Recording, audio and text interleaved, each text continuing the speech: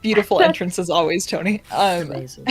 Hey everyone, we're Naked Roll Rats. We're gonna play some D&D because that's the best way to end a week of insanity and work, and best way to end a Saturday. I feel. Kill some players. Let's go. Yeah. Take out I'm some so frustration.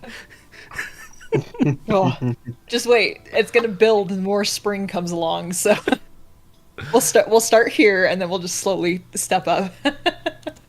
I am Tam. I'm your guys' DM. Go by she/her. We will go down the line. Hi, I'm Tony. I'm playing Artem Petrova, the Shadow Monk, and we are both he/him. And Dorista's gonna come back soon. So Ruby. Hi. Hi, I am Finch. I go by Shide. I play Ruby Libertaz, the Fathomless Warlock, and Ruby goes by Hide. And I'm Ethan. I'm playing Isaac Crow, the Transmutation Wizard, and both of us are he/him. Quick intro. I am Ashley. I play Arista Tidefinger. Both Arista and I go by she/her. I shall return in a moment. I'm Brad. I play Val Tarbaru, the Vengeance Paladin. We both go by he/him. Beautiful. Everyone roll some luck for me, please. We're gonna really confuse some people one day, and everybody switches characters. Yeah. Let's go! Wait, am I gonna be able to roll good on this? Nah. I mean, it's been like 1 and 2 lately, so I'll take a 3. After my rolls last time, I need this. Good rolls all around for everybody. Beautiful. So,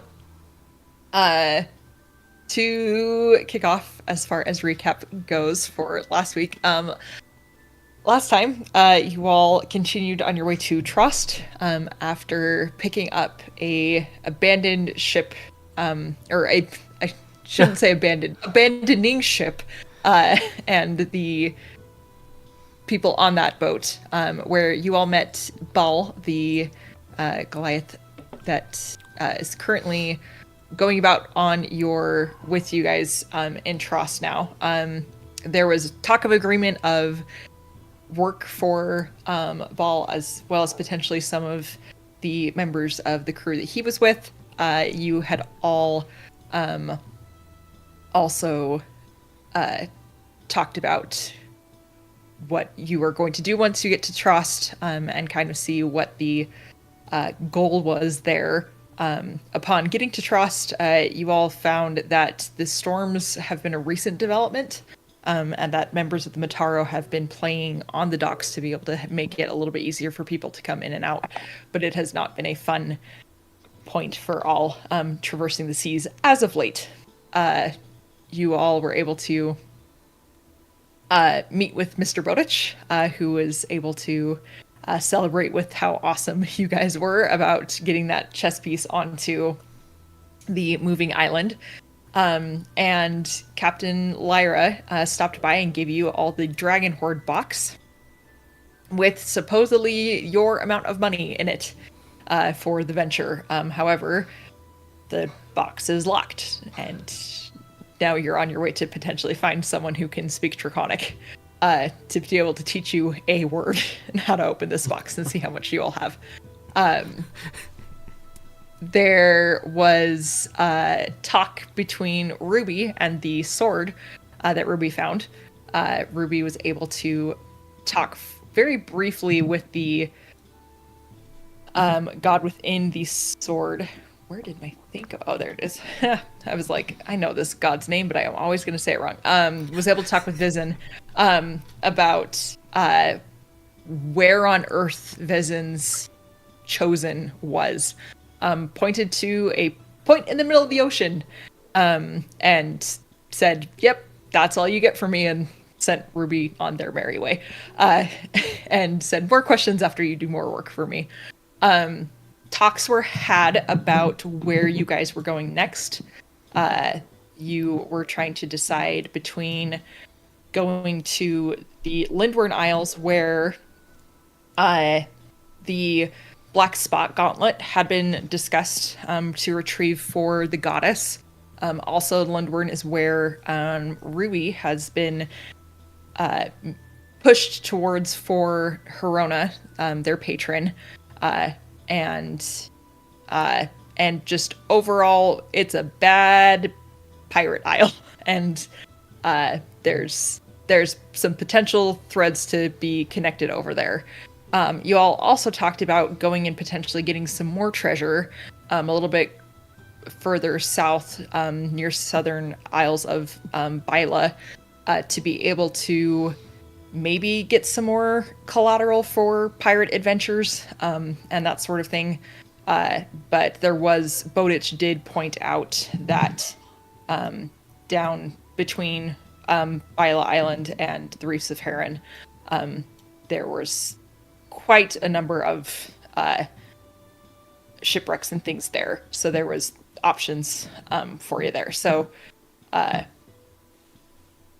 but can't really do anything until we get you all a boat. So there was talk of going to the Dragon Keep to be able to talk with the Cardinal there, and to be able to see what else can be done. Did I miss anything that I know of? Cool, great. As you all approach the Dragon Keep, there are skull guards at the front, and one of them sees you all approaching and goes, "State your business." We're looking to possibly get some help. We need a very small translation. Alrighty. And do you know the language that you seek? Draconic. He goes, "Oh, okay," and does a little bit of a mental calculation and goes, "Oh, you all were here before, correct? Is the Cardinal expecting you, or?" I don't believe they are. Okay.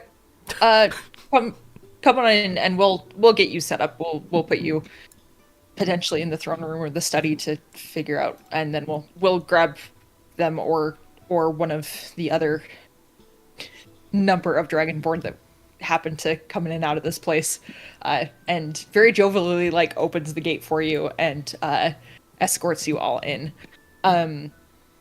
Previously, the last time that you guys were here, you guys got taken almost directly to a side room, where there was a smallish library kind of thing.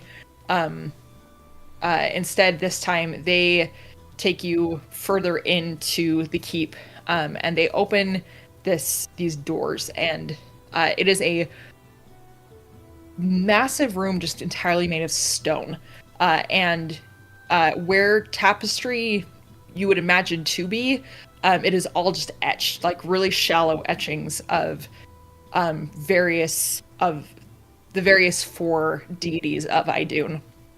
You see etchings of the dragon, of the giant, of the bull, and of the eagle, all throughout this place, just coating the room around. And in the center of the room, on this kind of stone dais, that honestly, the dais fills a large portion of the room. It is just kind of like a step and then a step on its way up to this throne, and you see that there is Lady Balasar sitting on the throne, and she seems to be conversing with Captain Dutson, who you had originally seen you had seen the Cardinal on the docks, and she had mentioned that she was going to be conversing with Captain Dutson. They both turn to you as you walk in and smile, and the Cardinal kind of waves and goes, "Oh, please, friends, tell us what happened. What I deem that you were successful in at least what Bowditch had for you. Is that correct? Yeah, we were able to gather some of the treasure that was on the island. Wonderful. So everyone's good. Everyone's okay. You didn't get too knocked around. I bet. I mean, you're all here. Is that right? Yes, we are all relatively. We all are actually pretty much fine, given what we found out about the island. Honestly, the worst thing that happened to me was the mushrooms. And her eyes, her eyebrows go up. And mushrooms. This means there was like poisonous plants on the island, or They made me think that right was left and left was right. If that makes any sense. In terms of I direction, mean- it was very muddled. To be fair, the most dangerous thing there was actually the turtle tribe, which may or may not been killing people to sacrifice that treasure to its god, and the island is a giant turtle. You know.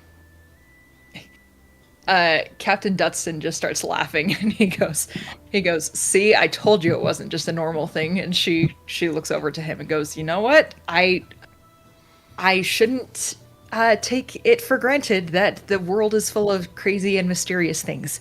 So, a giant turtle. We will keep an eye out for that, and let people know. Hey, maybe don't stop by on every island that is not expected on the map, because turtle tribes killing people doesn't sound ideal."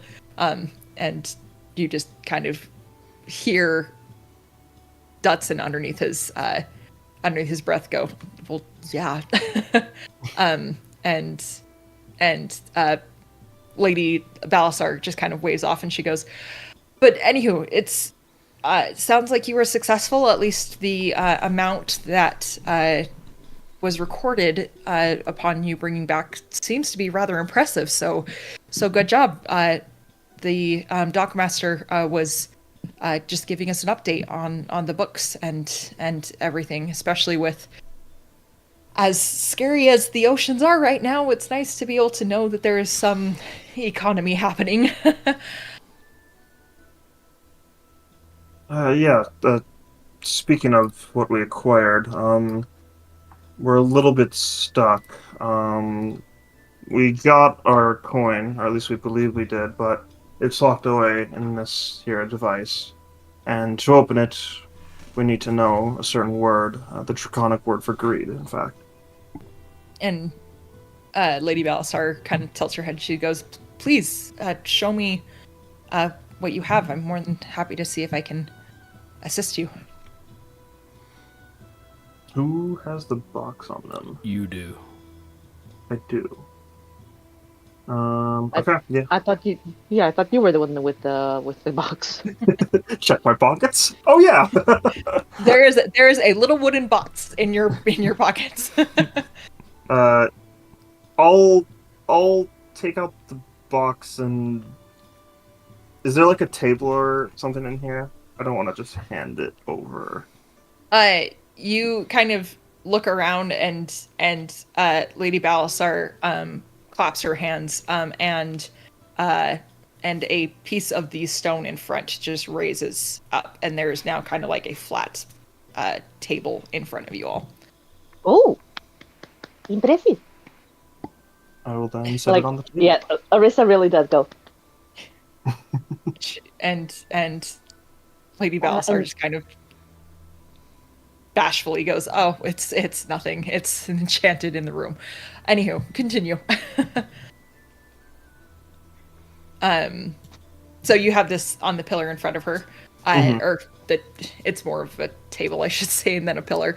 And she puts it down. She goes, "Oh," and she goes, "Has," and she points to it, and she goes, "Yep, that's it." And you actually, as you see her and hear her say the words, the box, you hear a click, and it opens, and the creak of the wood sounds a little bit like a very, very small little dragon roar as the box opens. Yeah. And you see that inscribed on the top is actually a little piece of paper that's like stuck there, and you can see written on it that says, "Congrats, you got your gold. You're welcome." And then there's a CL taxi on it that it says.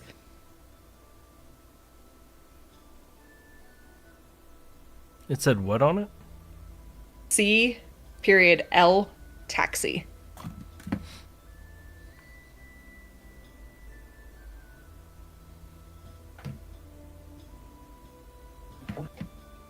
We're all just standing behind you, like, waiting with suspense, like, how much? How much? What are we working with? Yes. I'm- How much? It's a little bit hard to count just by looking, but it seems to be quite a bit. The box is currently empty in front of you. You look into it, and it is a black void to your eyes. Oh shit! Oh, wait a Okay, second. I'm- Can I look into it? I can see through black voids. It is. You look into it, and it is a. You are holding this box. It does not have a bottom. Okay, I imagine I've probably heard of like a bag of holding before. And with the identify that you did cast on this object, you can ask it for what its contents are. Okay, it doesn't have to release all the contents, correct? It can. It just, does not like- have to release all the contents, no. Okay. But if you were to ask it to, especially where this is a box, you can't like invert it like a bag of holding would. But it will delegate. Like if you wanted everything in copper, it could provide everything in copper. If you wanted everything in platinum or whatever, like it would be able to sort that. If you want it in 15 individual baggies, it could do that sort of thing. It's very convenient. Dude, gold that's gonna storage. Be, that's gonna be super helpful when we want to be petty. Yep.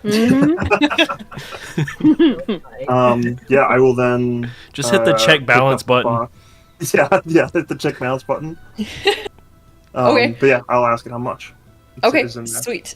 As the you get a you see the top of a bag start to come out of the box, and it just, I mean, it like flumps out of the box, and especially where it's on the table in front of you now,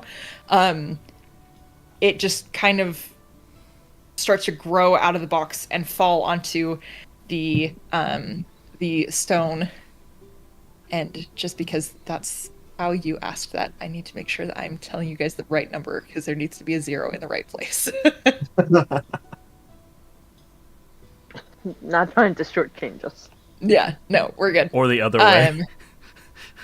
Yeah. 900,000 gold. This bag contains, for the group of you,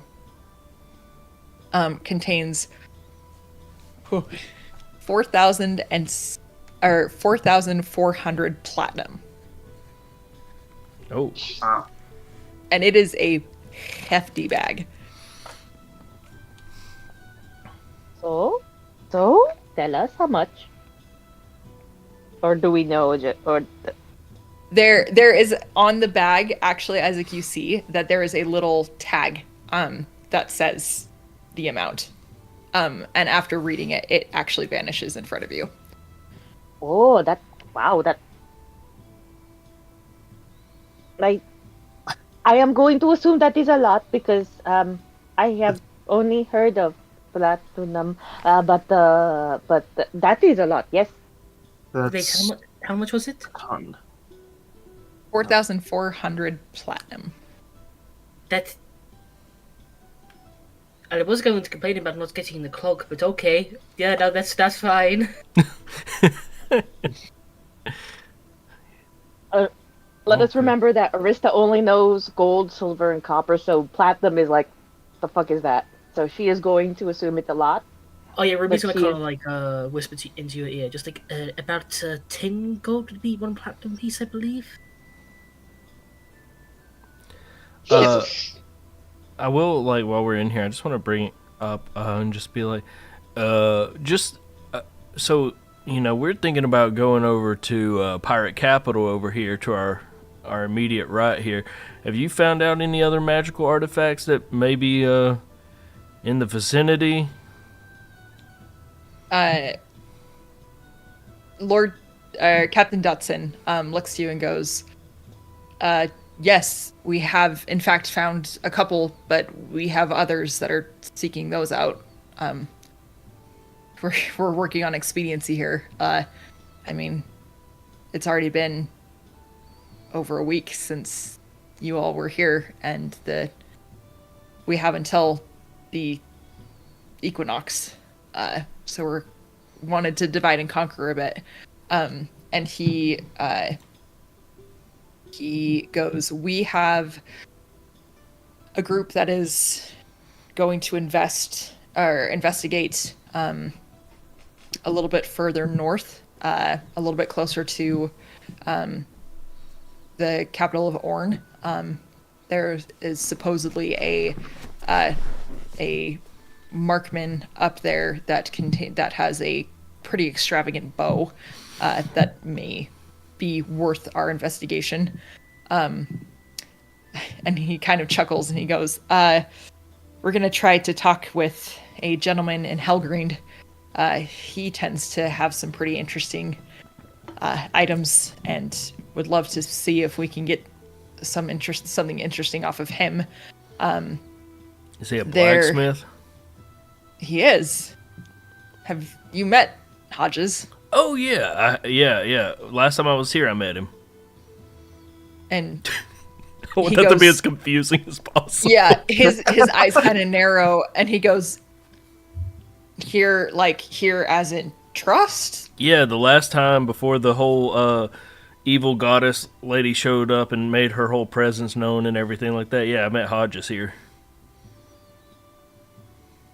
And he looks to the cardinal, and she looks back, and she goes, I was not aware that he was in town. Oh, no. Oh, I think there was a person that was running a game. I flipped a card over and got teleported to them, and then they gave me a magic. He made me a magic item, and I hold up the bracers, the Fey Gold knuckles. You show them the knuckles, and they see the gold in between. Those like spinning gold on your knuckles, and Leo just like runs over and grabs them and starts looking at them. He goes, Tone, it's real. He wasn't lying. I starts hold looking it out like I'm showing off my nails, like look, like showing off an engagement ring. And Tone goes, so he must have more of it then. If he would be willing, I don't know if he would have enough time, but oh well, now you have to go visit him. And Captain Dutson goes, we're on it. I think. Well, the good news is so cool. if you flip the right card, you don't even got to pay for it. It's really handy, actually. the cards. So the Mataro did this for you. I'm assuming they were the ones that were providing vendorship within the festivities. Yeah, I mean, Yes, it was them. it was the I even got 200 gold from them. And Dutson kind of smiles when you say that, Arista, because that's impressive. But he just saw that you guys drop out a whole bag of gold, and is like, oh, that's very nice. And like He's talking just to a immediate- child. like immediately Oh, goes back Good. to the gauntlets or the brass knuckles, and he goes, so it might be worth talking to them if they must have ways of getting you there quickly then. Yeah, very true. Unfortunately, and he kind of looks back to Tone and he goes, actually, this was part of the follow-up that I had with Tone, is we have there used to be a candle maker on the mainland who was responsible for making black candles. He has gotten into a little bit of trouble, and so his talents are being a little bit scarce at the moment. He kind of had a monopoly on the market, but he may have gotten into a little bit of trouble. And Lady Balasar goes, yeah, otherwise we would be able to potentially use his work to be able to get you places faster, but I don't think that's going to happen. So I'm very sorry that boats is what it is. I mean, yeah, that's kind of what we're good at. Just pointing at all of us, looking like most of us look like sailors for the most part. Yeah. Isaac is probably very much not in that boat. Right. Matter of fact, like I feel like because of how much hair he has and been on the ocean for so long, it's got like that, like it's very like flowy. Oh, like it's like- yeah, it's just like Oh, I thought I was going the opposite. I was like tangled. And, oh like, yeah, I was just thinking like windblown, just like it's just like completely like Oh, no. No, I imagine like Isaac has not showered in a good bit. He's like, he's gross. They just have Ruby with the whole pirate get up, like very obviously Yeah. just not even hiding it.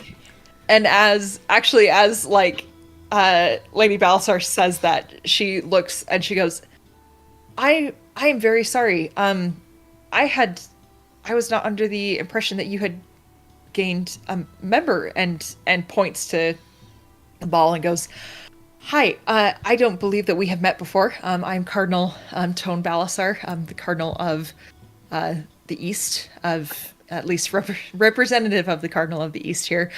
This is Captain Leo Dutson, Captain of the Guard of the Skull Battalion. It is a pleasure to meet you. I am Ball, one of the Goliaths from a little farther to the southwest of here. And you see the familiar silver gauntlet that you see with all of the members of the Skull who have... Leo for sure has a symbol of Vidar on his gauntlet. His is by far probably the fanciest gauntlet of all the Skull that you have all seen, which makes sense, him being captain and that sort of thing. And he goes... it's good to see that you all have been making friends, and it's good to see that you all have a little bit more... And he looks to Isaac, but then he looks to the rest of you and goes, a little bit more muscle is good to have in a group. I just slapped Bull in the back and hurt my hand. Ball doesn't even feel it. Yeah. Yeah.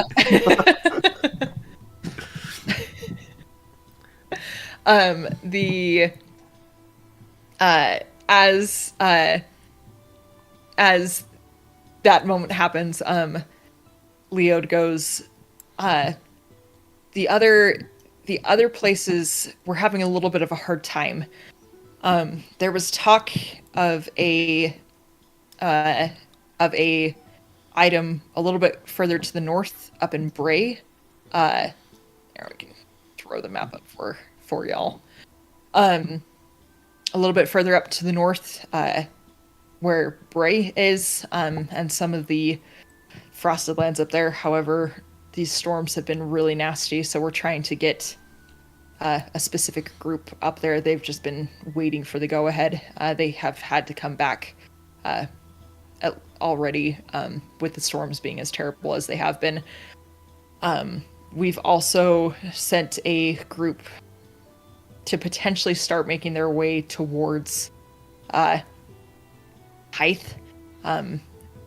it's more so to potentially island hop if they can get to Skasa. Skasa potentially has some.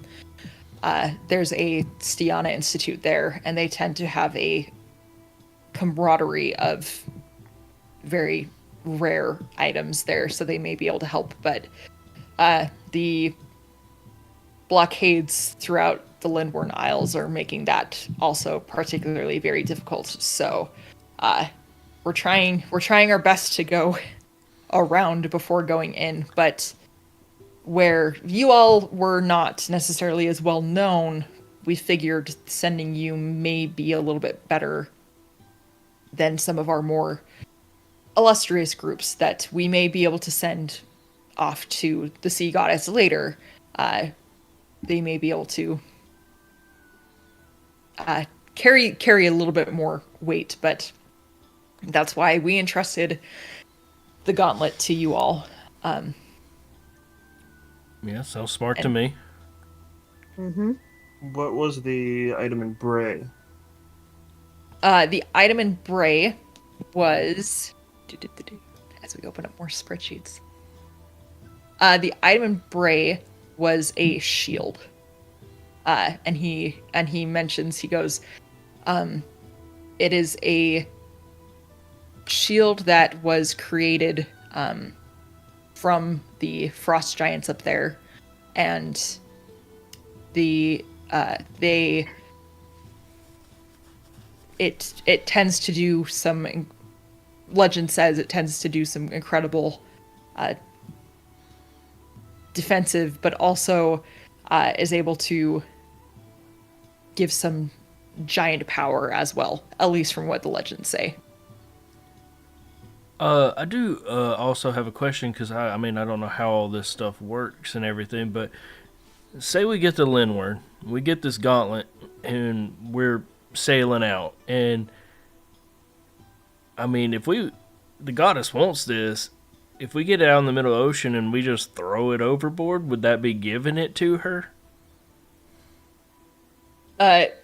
Lady Balasar, just her face kind of drops when you say that, and she goes, I don't know if you remember. I remember very vividly, strictly because it was shouting in my face.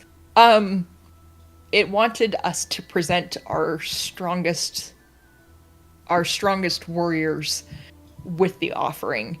So while the offering would be received, hopefully, okay.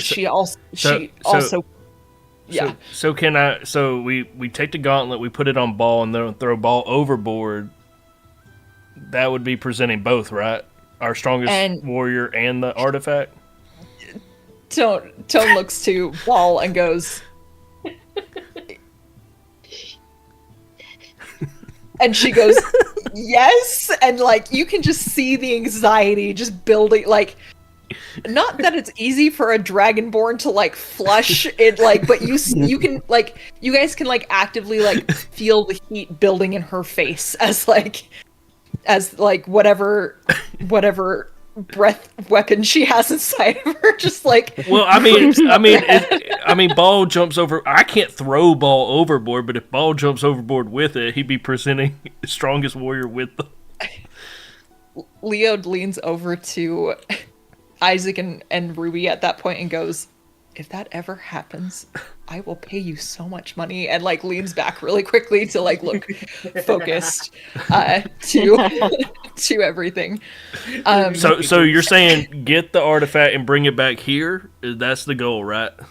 And they go, yes. And Captain Dutson goes, I am actually handpicking a team to go be, because the last thing we want to be is sacrifices. However, we need to make sure that if that is the route that we go in, we are sending people who understand that is the case. Want people who are strong, want people who, but wait, how do we determine who's strong? I mean, if we like, if a couple groups want to be go into that, we gonna fist fight it out? And while while the Cardinal's face kind of drops, Leod's face smiles and he goes, "Oh, I like that so much better." And he looks over at Tone, just like batting his eyes, almost like, "Please, can we do that?" And See, I like this one gets it. Okay, this one understands. Some people, that's how we're gonna handle it. and he goes, "You know what? To lead an army, sometimes you have to get creative with how you weed, like the separate the wheat from the chaff kind of thing, and I think this is gonna be, that would be ideal, really, if we did do fisticuffs. However, maybe doing some magic users would be helpful as well, and maybe I don't know. Our wizard can throw a mean left hook. If you think I'm getting sacrificed, think again. What about having the best of both worlds? I can do magic, and I can throw a mean bit of parlay into my rapier. But sir, I mean that's good and all, but isn't like doing that like akin to dying? So I don't know if that would be a good idea. The saying, maybe. I mean, I don't. That. Yeah, I don't know. Lady Balasar says, "Listen, I'm very, very, very grateful for all of your willingness and excitement to do this. However, before we go sacrificing ourselves to the giant sea goddess, please, you still need to kind of prove yourselves to us a little bit." I'm not looking to sacrifice myself to any sea goddess. I mean, honestly, I'd like to be around for a long time first, Right. I'm just saying we don't want that to be the case, and so but it's a possibility. Well, I was just going over semantics, honestly. I was just like, if we got the gauntlet, throw it over, like mission accomplished kind of thing, or get it back here. I just needed to know where the goalpost ends. Ruby, you were saying something too. Sorry. Oh, I mean, if you want us to prove ourselves, then what do we have to do? To throw some brigands at us that we have to chop down, or I don't know. What exactly is proving ourselves? What does that mean? It means you go and get the gauntlet, because that's the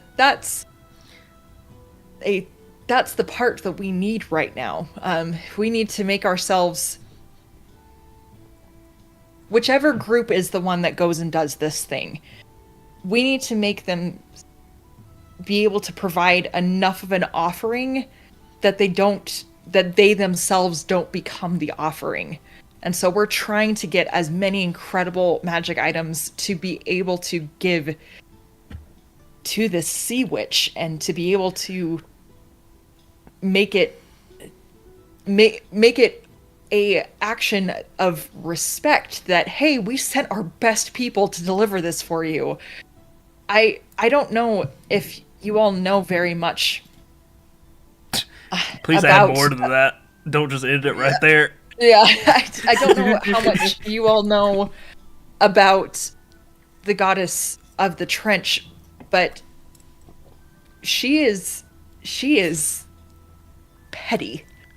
The whole reason why this happened, we did some digging as well, and this has all happened because the Cardinal didn't go and to a dumb party that she invited to. She does these all the time. She invites all the gods to come to her castle under the waters, and most of the time people go to them, and mostly out of fear, but it's supposedly an honor.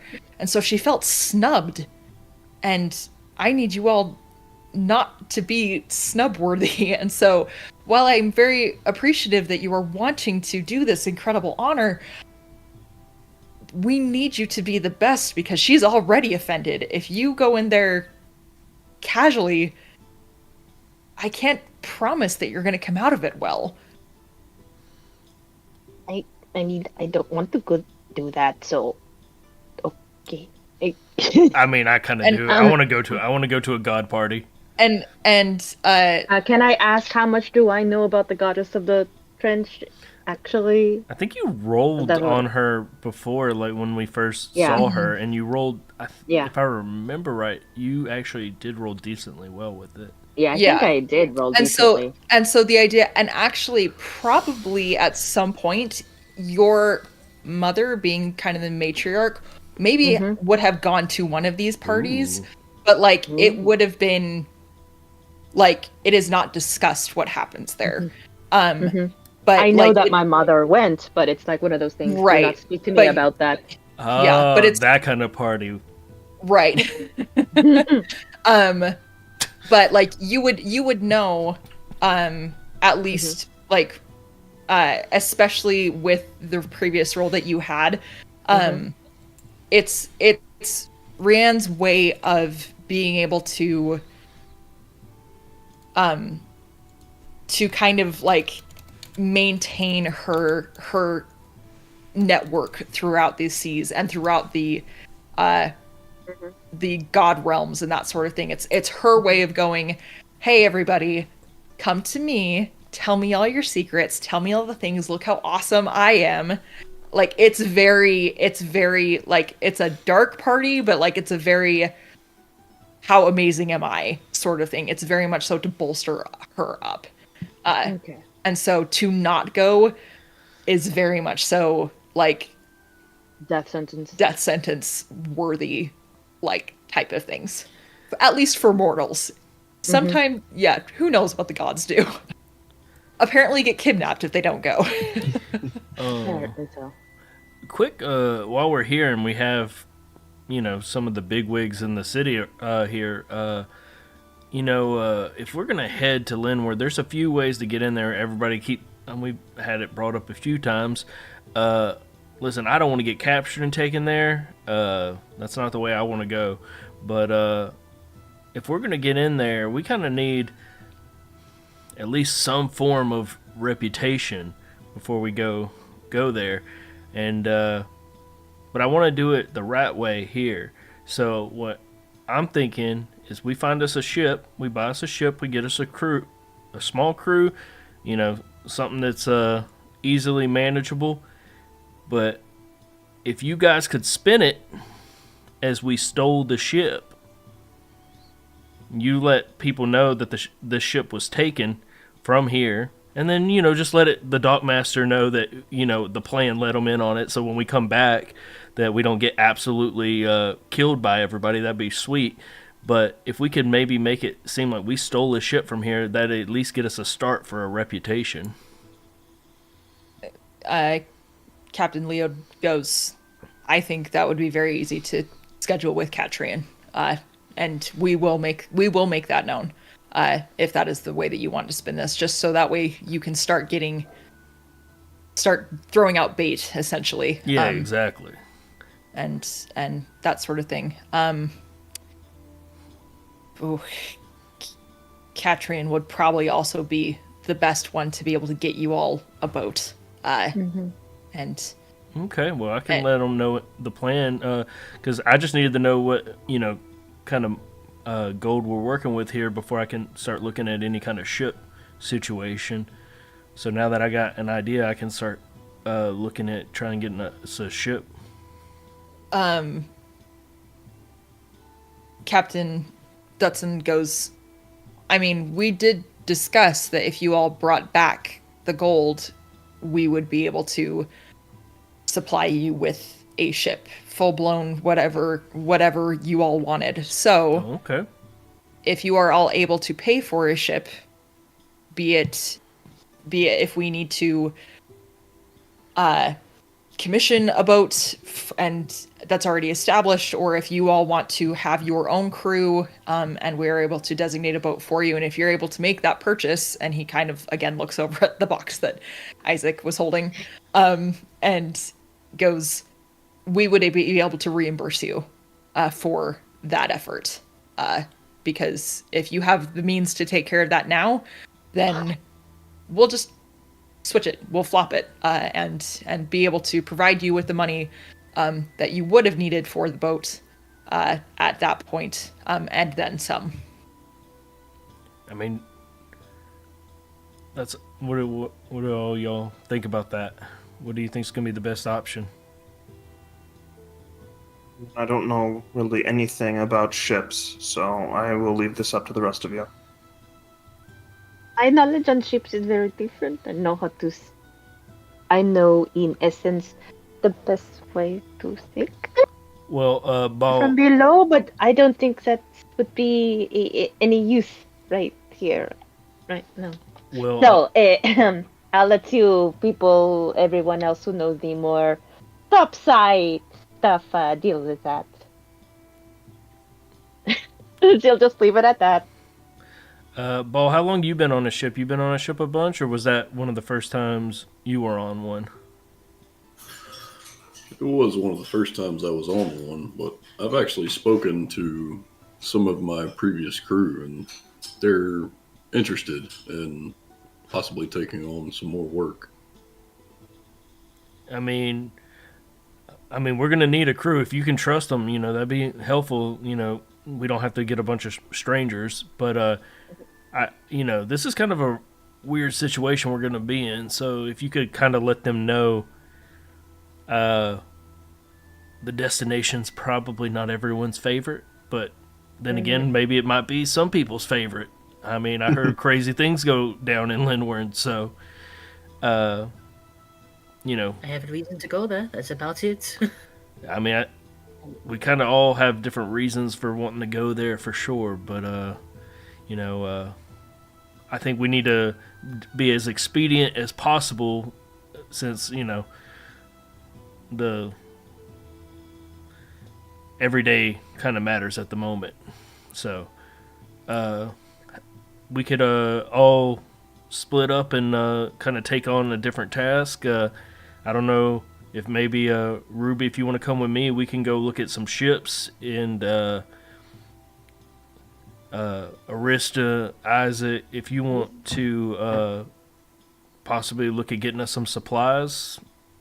Okay, no problem. I can definitely help with that. I am decent at helping to get lower at least prices. I mean, is there anything else that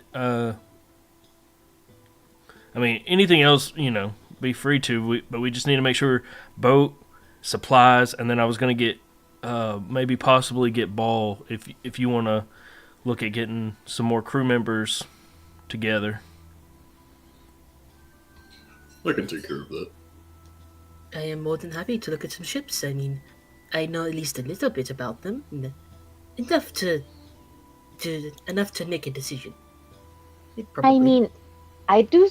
I will say, don't we usually at very least need some of the people who help with the supplying, such as the the cooking things, or Oh yeah, we're gonna need at least a decent sized crew, but again, we gotta kind of look I at was a ship. talking about the person who, what is the name of the person who does make sure of, who supplies the whole ship and knows what he's Quartermaster. doing. So, yes, that. FYI, that is not me. I know what it is. That is Arista not remembering what the fucking name is. Just so we're clear, Tony doesn't know what that is, but Artem knows, so we'll figure out how that Yes. works. Yes. Well, don't we need at least to hire that one first? That way, we can help get a decent, know exactly what we need. Because, I mean, That's I- kind of what I'm doing right now. okay, so What, do why we know don't what we figure out this stuff later? I think we've taken up enough of our guest's Oh, yes. time. yes, we are very sorry about that. Because again, Quartermaster, I will remember that. Of course. The two of them are more than fine, and the Cardinal goes, listen, we are here if you need us, and the last thing that we want is to be able to be sending you off all on a death trap. And so the fact that there's something that we can do to help you all, that is the goal. it's a little bit tricky when so much of this is not land-based. And I mean, we have a whole slew of people that can help, but most of the skull is throughout the continent, and we're learning very quickly that we may need to figure out a more active defense force out on the waters, but we're just not in a situation to do that right now. So sorry if we're leaving you a little bit high and dry. I mean, quite the opposite. She smiles and just kind of nods to you and goes, please keep the wharf master posted. He will probably be able to provide a little bit more details than we do. We find more of the grand scope of things, and so he tends to have a little bit more direct. I don't know if you have any way of contacting him, but if you do, he's probably the one to reach out to. Speaking of contacts, is the Scroll Master here? The Cardinal goes, yes, he is. Do you need to speak with him? I would very much like to. If we're considering supplies, I believe that some things outside the typical norm might be required for myself, at least. Of course. Let me send word to him. He's probably in his study, and he will meet you just outside of this room in the main foyer, and be able to see what need you have of him then. Thank you. Real quick, just huddle up real quick. Before we head out there, what kind of ship are we looking for here? We want something smaller, manageable, right? We're not trying to go big, right? Honestly, I don't know if it depends on how you want to do this, because I will say this much: smaller ships are more agile and a bit harder to hit.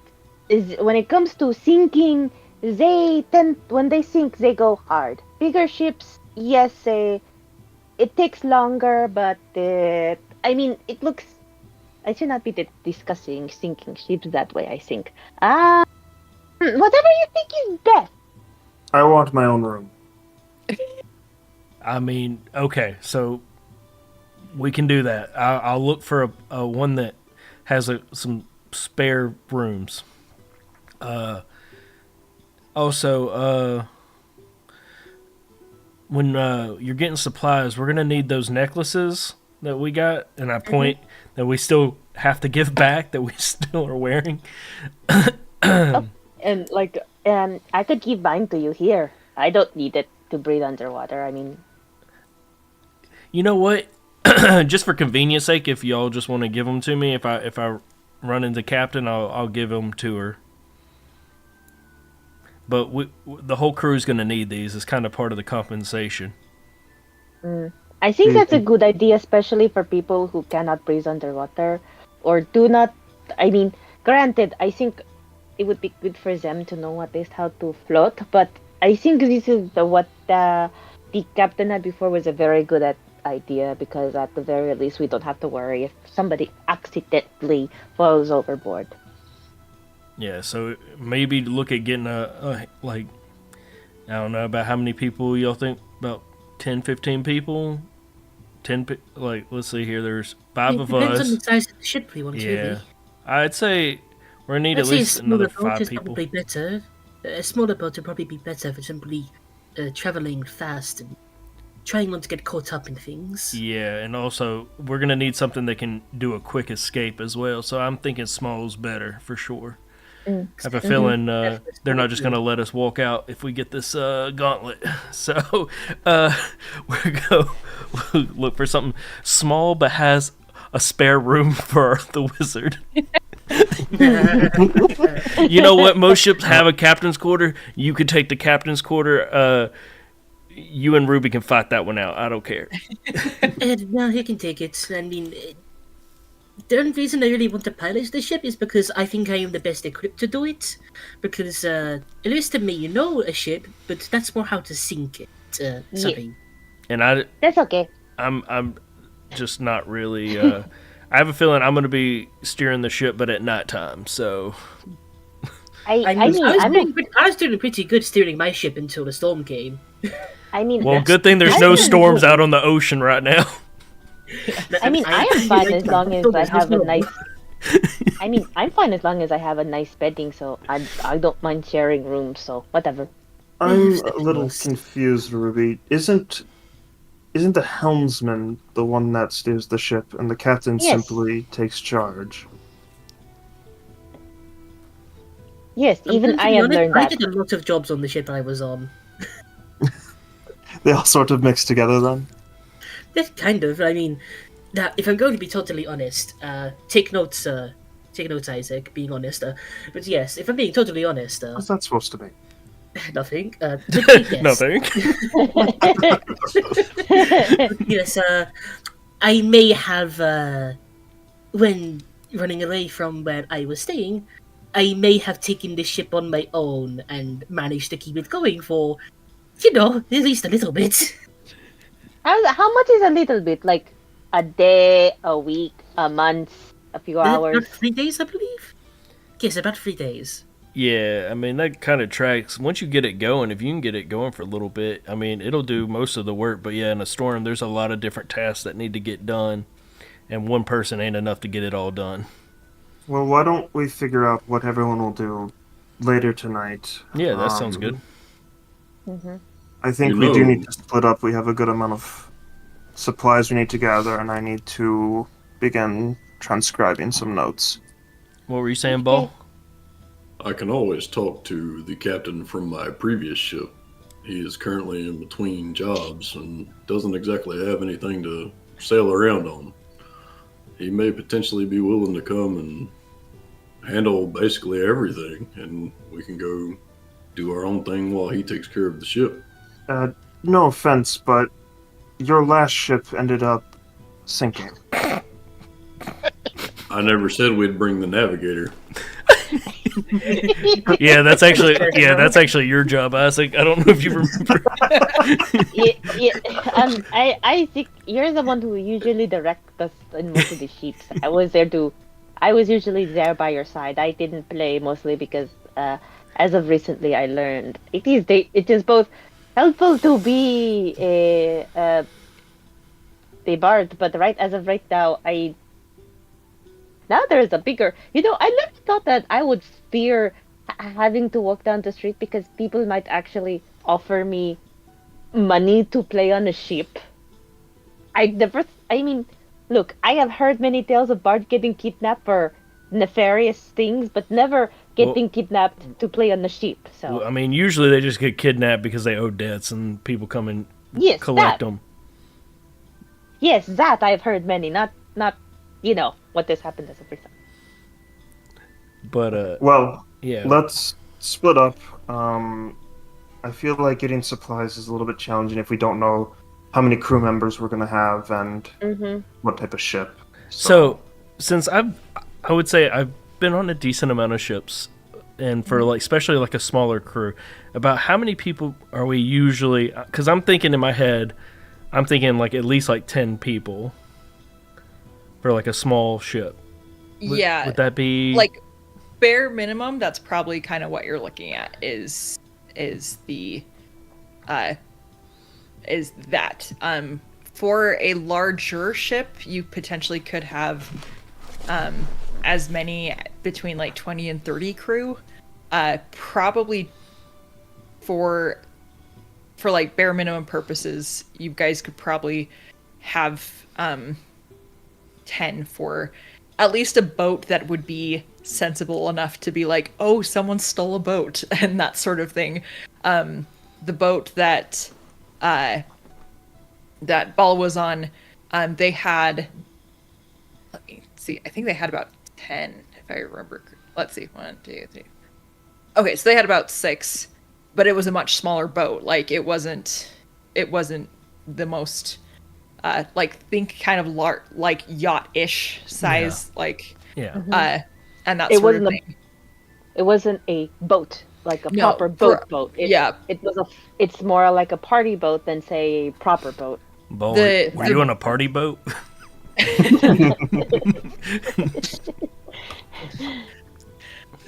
all the rave sticks have just fallen into the ocean. Um,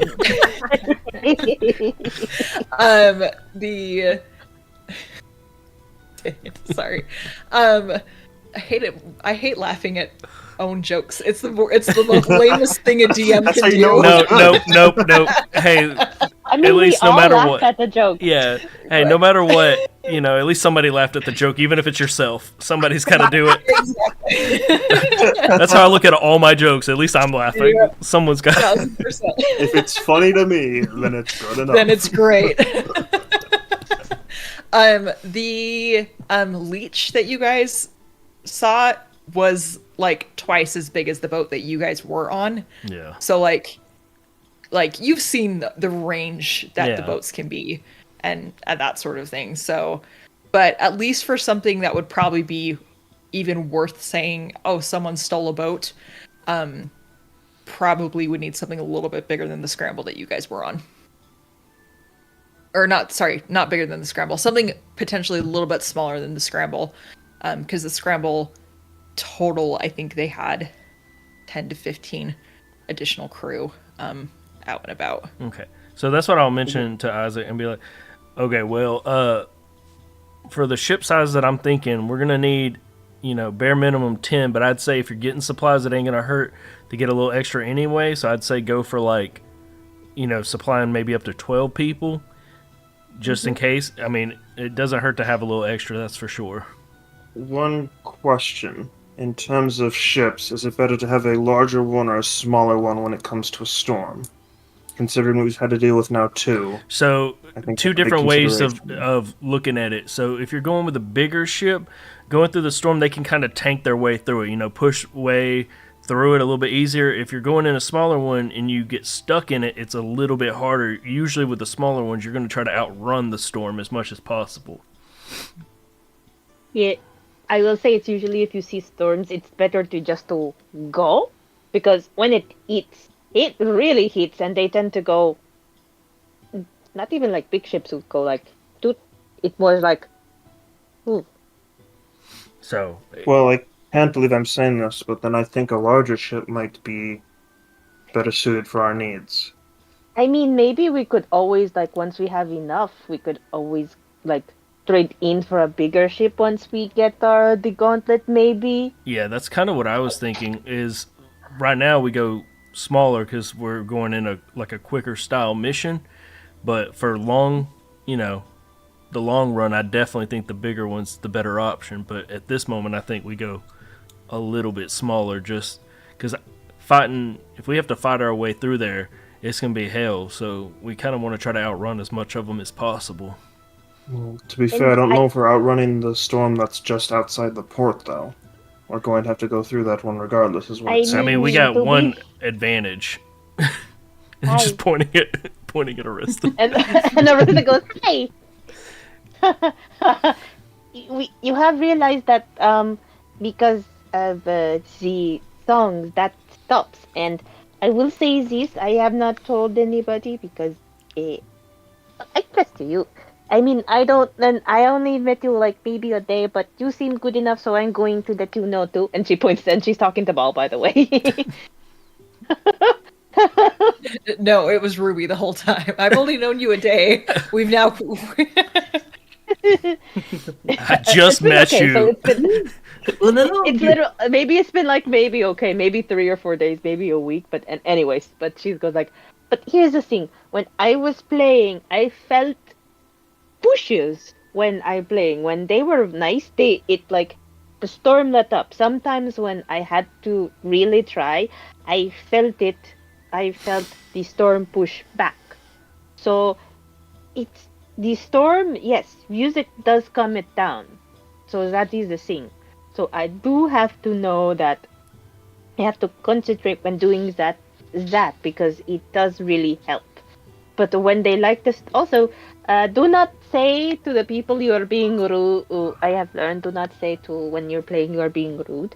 So I will remember that. But yes, when you sometimes have to push when playing because sometimes the storm or something or whatever will go with it. I do not know who it is controlling the storm. Maybe it's her, maybe somebody else. But yes, it is also why the Mantaro are most likely on the dock keeping playing because that calms down the storm. It calms down the storm a lot. Did you not remember that some other days, except for one, did you not see that like on the ship itself, nothing around the ship, storm.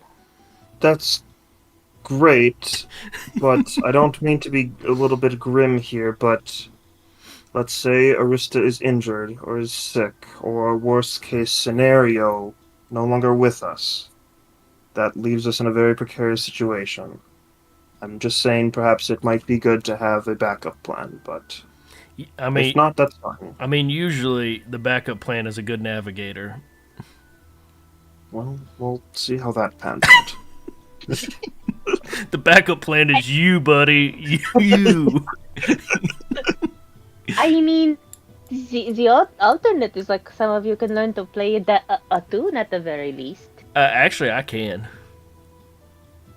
Why don't we that just helps. simply take it to a vote and settle it now? Wait, what I mean, I haven't heard Ruby or Ball's opinion on it. I got a proficiency in Vial for some reason.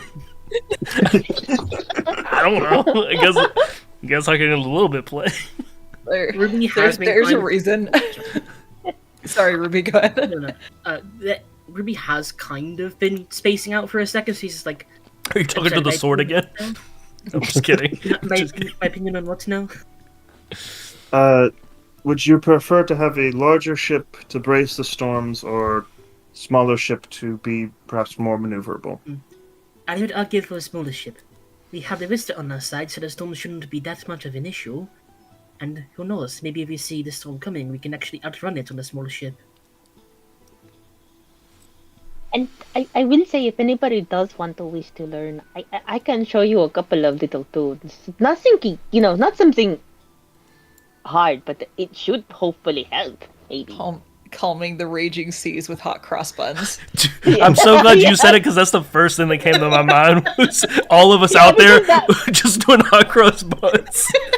And that's, what the funny thing is, like, I was just going to say, I can teach a few people some hot cross buns. That should probably do the thing. God loves hot cross buns. Yeah. That's my jam. It's the crosses on the. Oh. Sorry. That's great. Ball, how about you? I myself prefer a smaller ship. Seems to help. Done me good in the past. Look, Ball's got a familiar. Yeah. I was gonna say, is Ruby really the pirate here, or? He was screaming. This is the only way I can get him to shut up. Could you put him? Could you get him closer? I want to see him.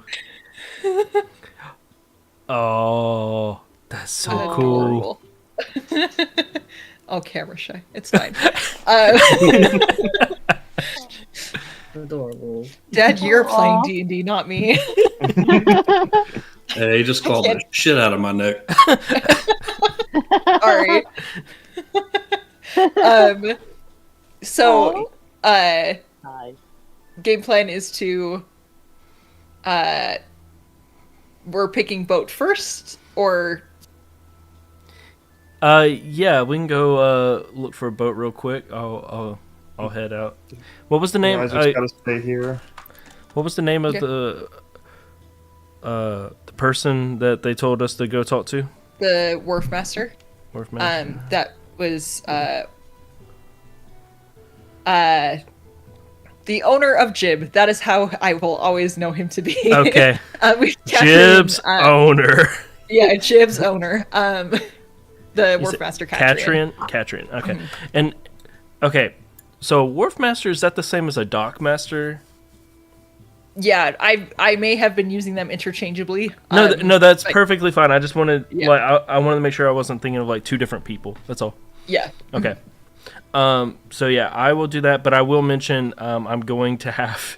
So, about how much does a ship? I mean, usually go for? Like, I mean, the average price for like, I mean, it's got to be at least semi, like straight line kind of thing where Yeah. I mean, obviously, there's going to be some are going to be more expensive than others. Right. Ones with their own separate rooms. I'm just kidding. Yeah. Do you have a wizard's chamber in one of these? There's just Wizard Tower. every just on the middle. every single room is just gonna have a different post-it of like Isaac room number 1, Isaac room number 2. Is there one that has an engine that runs off of transmutation magic? I will say Arissa just wants like a place where she could actually sleep on something vertical. Other than that, she's fine. So probably for the size of the ship that you're looking to get, it could range between 10 to 20,000 gold. Okay, so I will mention that to Isaac and just go, I'm going to need somewhere around this range. That's about how much they go for, so I'm going to need the gold for that. Would we prefer to spend our own money and then get reimbursed, or would we prefer to have Tone pay for it? Because I would much prefer the latter. Yeah, I think They are not going to pay for the boat until you get the gauntlet, so they will be reimbursing you afterwards. Yeah, so afterwards. So we'll have to. We'll get the ship, get the supplies for the ship, and then whatever we got left over, we'll split it among us. That way, we have all of our bases covered, and then if anybody needs to buy anything, they'd be able to. Does that sound like a fair deal for everybody? I think that's fair. And I mean, I don't mind giving up a little bit of mine. I don't need a whole lot. So if I can assist in getting somebody else something that they really need, I don't mind helping. There is a number of spells that I would like to acquire, but I think if your estimation of 20,000 gold pieces for the ship is accurate, then that leaves us all with 6,000. Man, I'm so glad you're good with math. That is still a lot. I mean, I don't plan to spend all of it, but it sort of is gives me an allowance of what the only thing I want to get is see if I can find some new music and maybe find a book to read. Yeah, there's a great book, Tusk Love. No, I'm just kidding. No, that's got to be copyrighted at this point, right? They're actually making one. Are they actually making it? Yeah. Oh my no, god, no. that's crazy. I love that, I mean, actually. Feel about it. That's gonna be so funny. I'm gonna take out the coin box and ask 200 platinum pieces. Okay.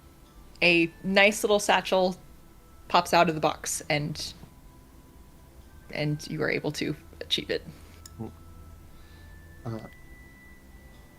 Try and negotiate for a lower price. I'm pretty sure a lot of people here aren't exactly eager to get on a ship at this time. I'm gonna be like, that's why I'm bringing Ruby with me. Perfect. And I'll hand you the satchel. That's why I made sure to bring Ruby. Don't ask me to. I mean, I'm better at helping people with goods, not with sheep. I don't. No, I can't help with that. Just the whole time, like, trying to negotiate the price. Okay, well, see, I see that one's crash. When they sink, they go this way. This one sinks this way. Yeah. I'm looking for a ship that sinks more this style. Yeah. That just doesn't sink. Do you got one of those non-sinkable ships? Or at It's least called the one that it- Tichionic. or something that at least if it sinks, it more preferably instead of cracks in the middle, cracks inward. Do you got a submarine? And this magic dome goes over the dock as it sinks. Wait. Oh man, that would Hang be on, really. I'm writing it yeah, down. write that one down. That's awesome. Think about like tiny hut's not a super high level spell, so you just put a tiny hut on a magic ship that can go underwater. Oh, that's amazing! Great. I love that. I will say I do have Leonard's tiny hut just in case. So technically Ooh. speaking, if I picked We that just up. line the ship with bards. Okay. Like we're fine. I do have to ask a question real quick. So Lehman's tiny hut is a dome. If you cast it down, does that work as a boat? I don't know. That's a good question. Hang on. So- I will look into this. Okay. Because it's knowing you I was all, gonna- it's probably going to come up. So I'm going. Emergency boat. But the funny thing, I was going to ask Matt is like, hey, if we're thinking and we get into it, because I think it should because technically Goliath still counts as a medium creature, so Ball should be able to fit in it, no problem. So what happens if we get in there and the ship is sinking? Well, it's okay. I was gonna ask you that. It's okay because Ball is like really big, but as we found out, Ruby's only like 3 foot. No, He is 5 Ruby. feet. Thank you Ruby very much. is Puss in Boots, as we all found out. Okay, so we have people going to boats, people doing books and supplies, and we have people getting people. Yep, Can I have? Ball strong arming people into joining. Yeah. Can I have one person? Well, can I have one person from the team groups, the boat and the books, roll a d20, and Ball, can you roll a d20 as well? Ball is absent at the moment. Oh wait, Oh. Ball's back now. Okay. Hooray! Ooh, 15, nice. Ooh. Ruby, if you want to roll for our group, that would be awesome. Sure. Ooh, I forgot to roll for my. Sorry, I was I trying to forgot put the roll- bird back. Never ask me to do anything again. I will ask you to do everything I forgot always. to roll my. I forgot to roll my initial dice. Yeah. My luck dice. I just remember that now. Should I roll for the books and stuff? I guess. But apparently that's hilarious. 666 in the. Okay. Okay, well, that's the end of the stream, everyone. Sorry. We are Good doomed. night, everybody. Yep. Bye, everybody. Gosh dang it. Ruby and Arista, roll one more time for me, please. Okay. Alright. Oh my goodness, that is so much. crazy. Oh man, I There was we so go. hoping for another 6. I was gonna flip out. Hey, 3 6s equal. 18. Oh no. No, it actually does. Yeah. Man, again, I'm so glad y'all are good at math. No, I'm just kidding. So we will start because Ball rolled higher before the tie happened. We'll start with Ball. Your crew had mentioned that they were going to the Timbers and Takers. Is that where you would like to go, or where would you like to venture forth? Yeah, I'd like to head over there and try to talk to those guys. Okay, sweet.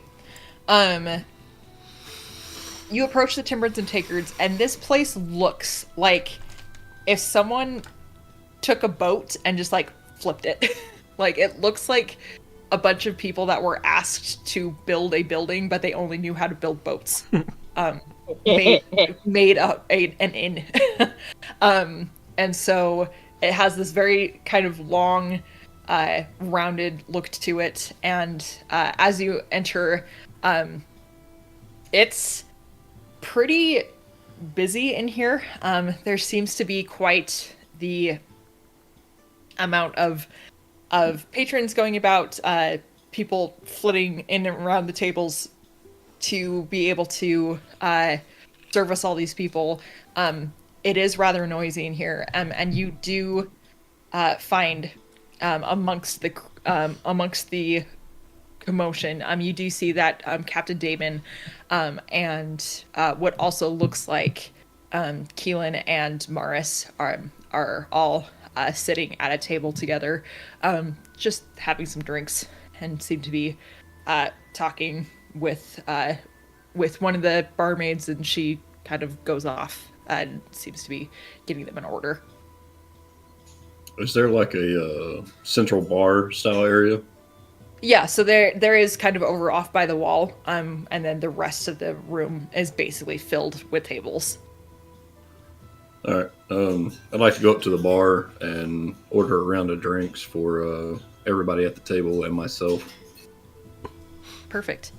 As you order the drinks, work with them. She seems to be filling them up, and she goes, "Oh, perfect. Then great." And she just kind of like pushes them over, and she goes, you got these?" And she's looks like a mix of something. She kind of looks like a mutt. It's not quite elven, not quite human, not quite tief. Like, she just kind of looks a little bit like a mutt. And pushes those to you and goes, "Are you okay to take those to your table? That will be," and she does some quick math. That'll be a gold if that's okay. I'll lay 2 gold out on the counter and grab all 4 of them. Ask if she's got a bigger glass for me. And she goes, "I will make sure that I get that over to you. But if you take those, I will get a bigger glass to you. I promise." Yeah, so I'll grab the drinks and head over to the table with the rest of the crew. Yeah, and she goes and starts to find a larger tankard for you, and that sort of thing. And as you approach the table, Morris looks over, and she still is kind of wrapped up, like she's still not trying to draw a lot of attention to herself, but she looks to you and just kind of waves and goes, "Oh, I thought you were going off with your new friends. These seemed to be a little bit more excited to have you around. You okay? You didn't have a falling out, did you?" No, we're actually on pretty good terms. It's actually why I'm here. I wanted to talk to all of y'all. There could be potential for more work. These guys are planning to get their own ship and potentially sell out and find a few other things. I was curious if y'all might be interested in going with.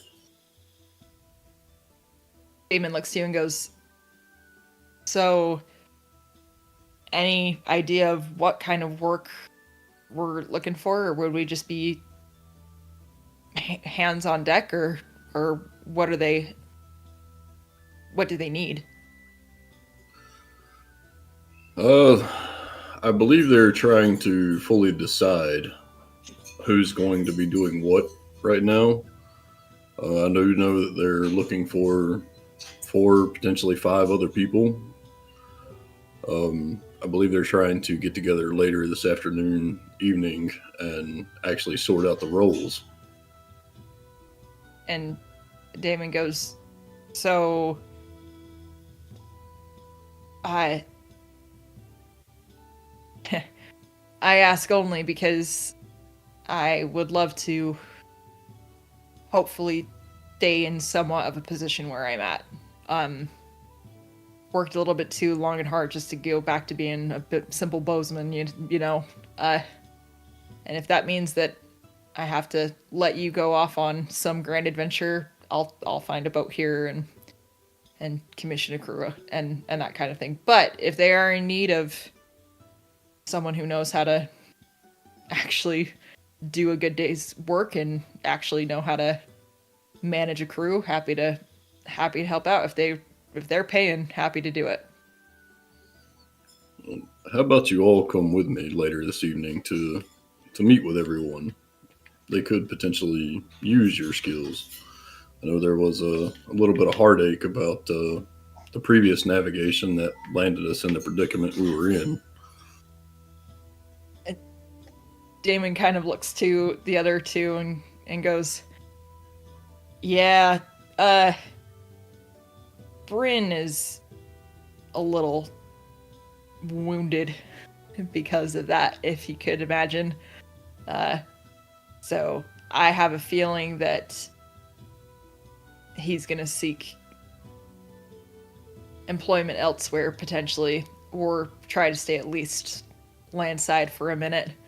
I wasn't too pleased with the fact that he got us stuck there. Honestly, I can't blame him too much because those storms were terrible. And it's not our fault that we got stuck there. I mean, it was like the eye of the storm, but like literally the storm and not the nice peaceful part of it and everything. It's just I chalk it up more to bad timing than anything, but he's taken it a little bit more personal, so may or may not be able to rely on him, and we'll see how that all pans out. But do you want me to reach out to Jackson Thorne?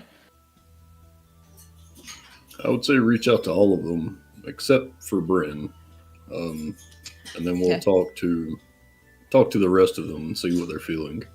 And if it comes to the point of we need to split ways, then so be it.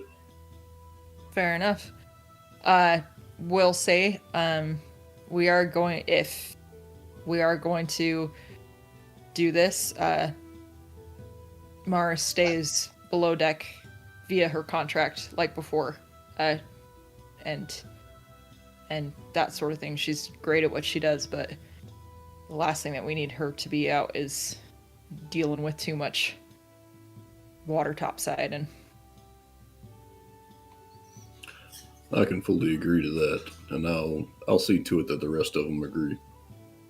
okay, if you need more, let me know. Because I'm out of boat. Really would be looking for more people of my own, because depending on which size of ship we pick up. But if we need more, let me know. I'm sure that there's potentially something that we could do. I hear the wharf master here is pretty good with connections as well, so may need to reach out to him, just depending if my own contacts fail us. That's good to know.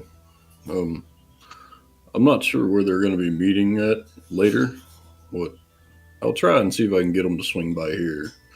Until then, you guys continue to drink up, and I'll see to you shortly.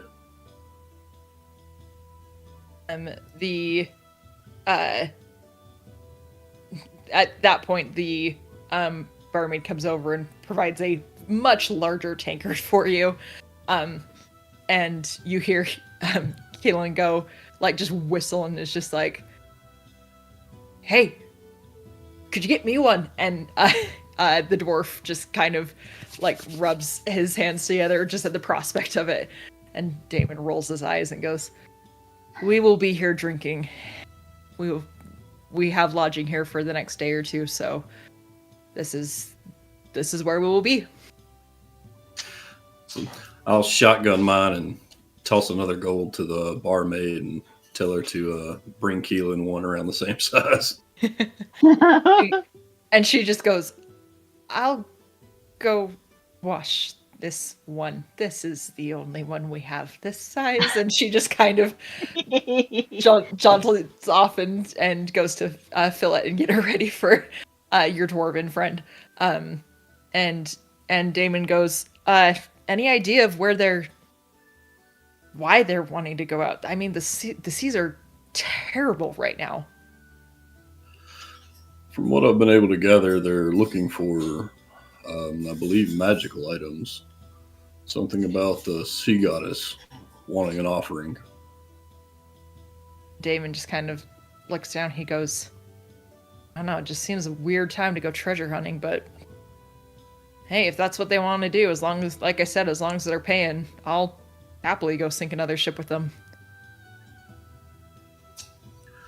I definitely want them to meet you. You definitely have the strive to do what's right.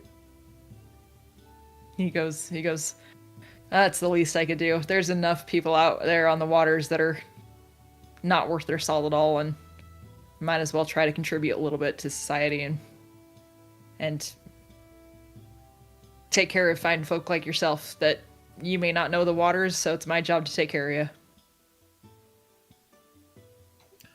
I appreciate it. I'll be back shortly. Don't get too drunk. We still have conversations to make. And Maris actually like chuckles a bit and she goes, don't worry about me. I don't, well, if he passes out, Damon and I will be the ones to converse with your new friends. Well, I fully expect Keelan to be asleep. I mainly meant you two. And Damon goes, I mean, if we really need to, like, Maris could just, like, dip her finger in and just burn all the alcohol off, and we'll just have some lovely, bland, terrible drinks. And they start to bicker back and forth at that end as Damon finally just goes, just be safe out there, Ball. Something in the air feels weird, so just watch yourself. Don't worry. I believe I have a good group to watch my back. Okay. And they proceed to watch Keelan just start to level that drink that the barmaid brings back for him and everything. Anything else that you would like to do, Ball? No, I think I'll leave right now and head back to try to find the wharf master myself. Try to meet back up with Artem and Ruby. Sweet, perfect. Next would be Arista and Isaac. You all were still at the Dragon Keep. The Scroll Master is able to come by and see you, Isaac, and does a very quick clasping of the hands and goes, Isaac, I'm glad that you were able to come by. Anything I can do for you? Yes, actually. I've recently acquired quite a fair bit of coin, and I'm seeking to expand my spell book. I was wondering if you knew of anyone, perhaps, if possible, in the Institute or elsewhere, that could provide the parchment needed to do such a task. And perhaps, since I will be purchasing in bulk, a discount would be very much appreciated. Scrollmaster goes, I mean, we would, throughout the Institute, would probably be the best to provide the quality that you are looking for, as far as that goes. Yes. How much are you looking to obtain? And do you need ink as well? Mm-hmm.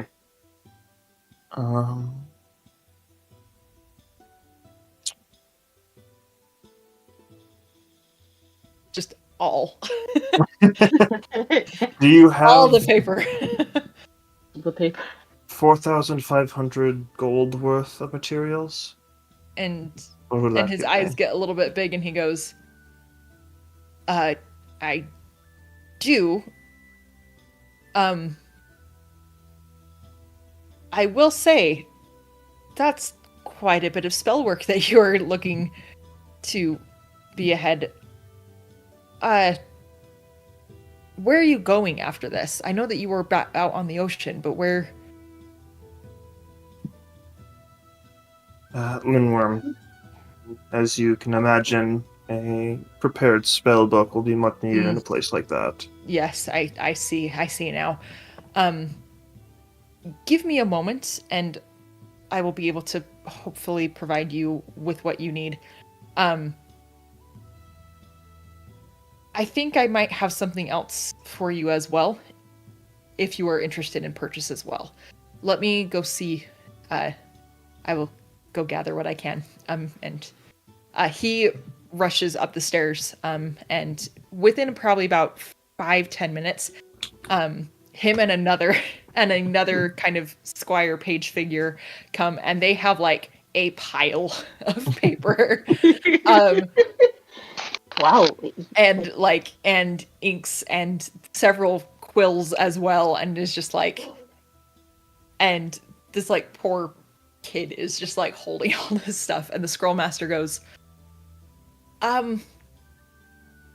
so this is what this looks like.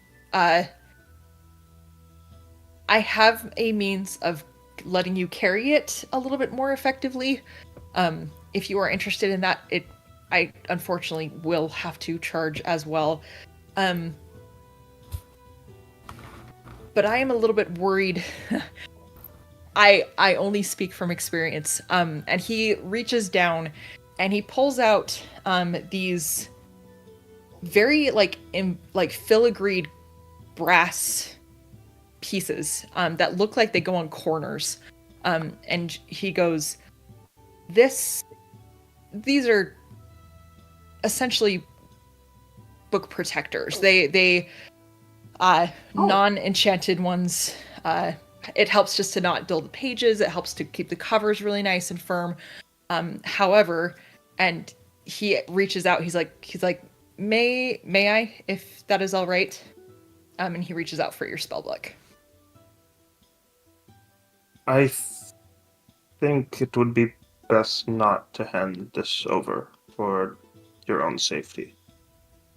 And he goes, oh, all right. I'm sorry. I would hand it over if I could, but I'm a little concerned. Do you have another book that I may be able to sample this with then? I do. I'll pull out one of the books I purchased. I'll pull out the basic transmutation book I purchased. Okay. Yeah, earlier. that he helped find for you, and he goes, oh, perfect, great.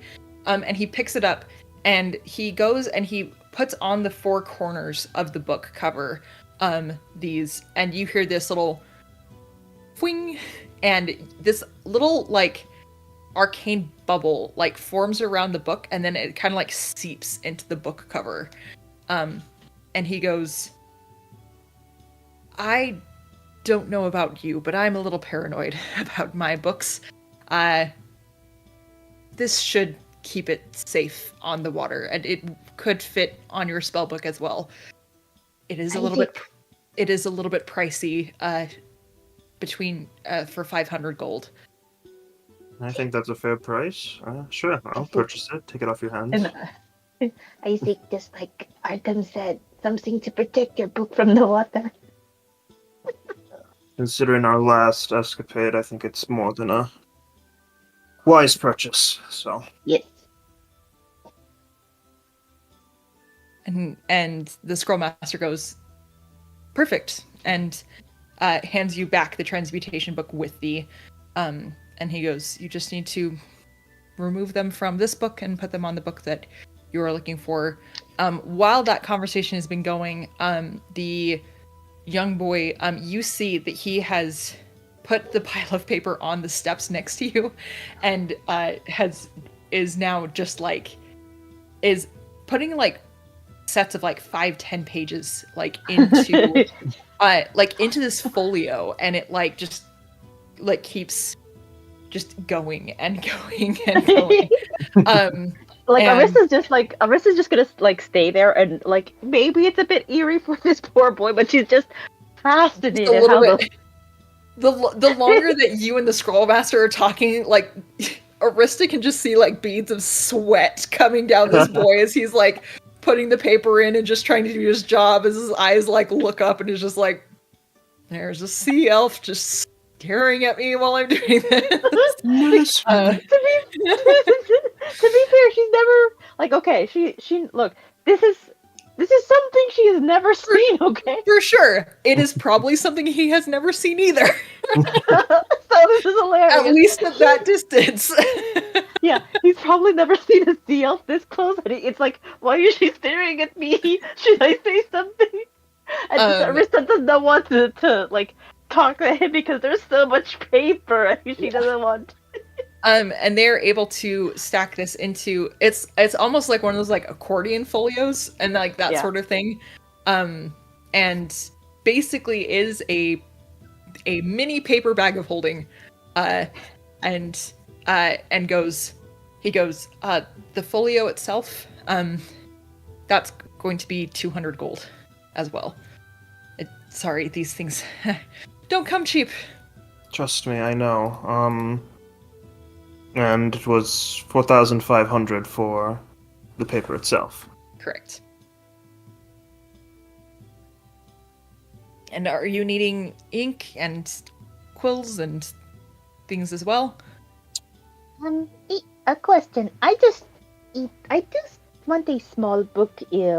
This is separate from Isaac. I do want a small book and some ink and something. I have plans to. I don't always want to ask you for paper, Isaac, considering even more now that he is good. I was like, but yes, if that would be that all possible, please and thank you. Just a book for leisure or book for study? Well, I don't know if I don't want to ask if one wants to learn a new language. Where is the best place to get it? And I just do want a blank book because I am trying to write some music. So if you know some place that can do music books, that would be better. Maybe that. We have means of providing you with a blank book here. The library yes. here is probably a little bit better. Any particular language that you were looking to? Oh, I don't know. I know some, but I want to at least get some basics on a new language. I don't know which would be best. Since you are people of knowledge, what would be a good other basis? Because she lists off she lists off the ones that she already knows. Primordial, Aquan, blah blah blah. The Scroll Master goes, it's. I mean, it never hurts to know. Man, you knowing Aquan really kind of tackles a lot if you're going out on the sea. Yes, it is my mother's tongue. Yeah, so and I'm so sorry, my audio cut out a little bit. Do you know Sylvan? yes, she does know Sylvan. Okay. And she did list Sylvan. It's like she knows it's gonna be a lot harder because she mastered the harder language. No, you're good. And he goes, I mean, Undercommon can be helpful. Honestly, same with Dwarvish, Elvish, any of the bases. If you have a friend here and points to Isaac that is learned in the arcane, Draconic is never a bad idea to learn. But Isaac, do you? Because it would have been easier if we, to open the test if you did know.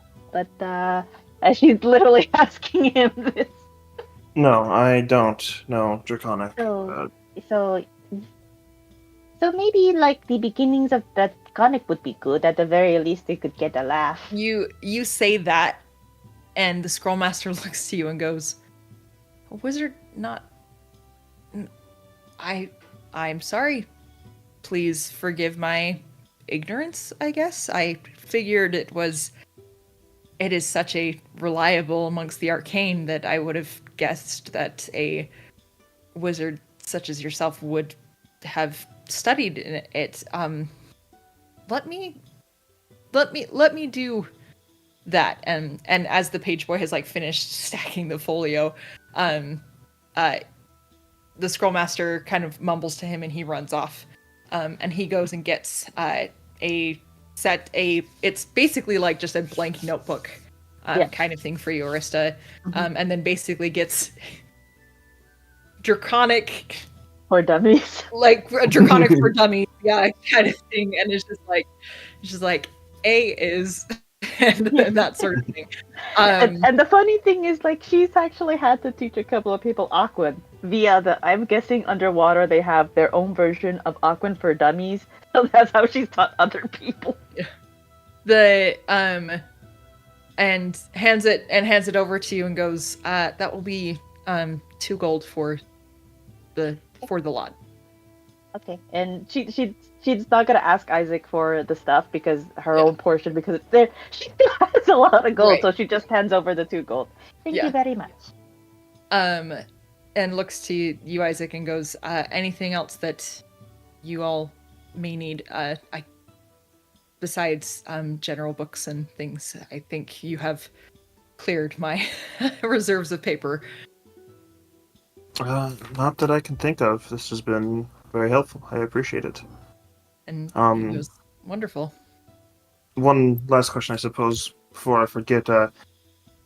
The Stiana Institute, is it at all possible to see perhaps what spells they have to showcase, to put some of this paper to use? And he goes,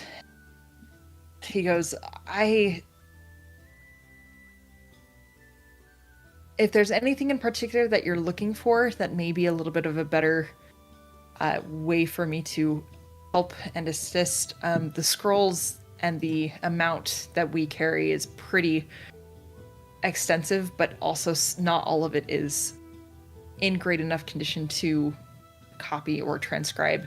Or depending on the kind of spell that you're looking for, we do have kind of a moving library of people who are actively using some of those. So depending on what you're looking for, we could see if we could provide it. Well, I have made a list. Perfect.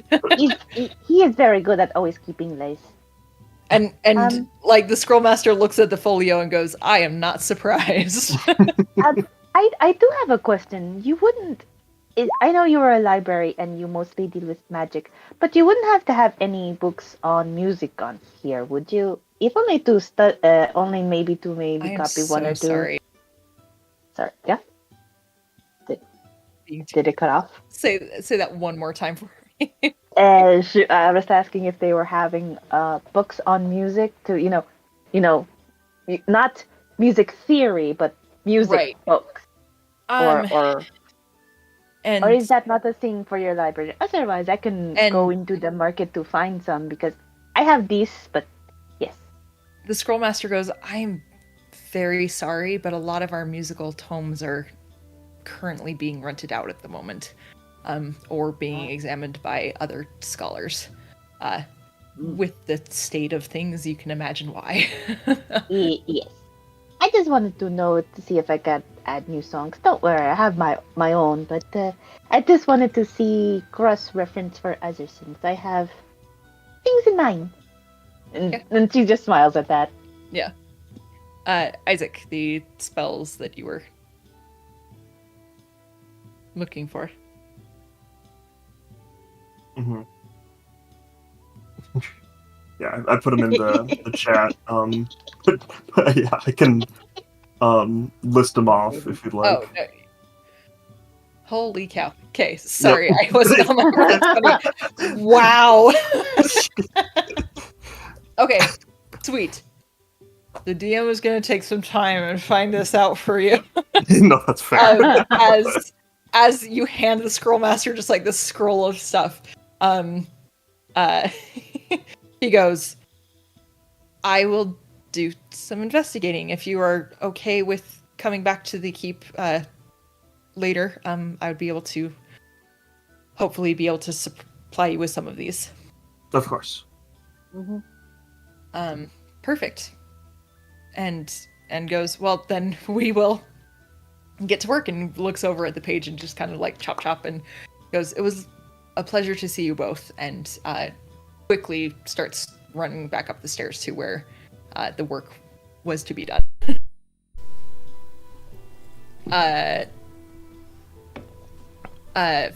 Before you guys go looking for supplies, we're gonna pop over to Artem and Ruby really quick. Mm-hmm.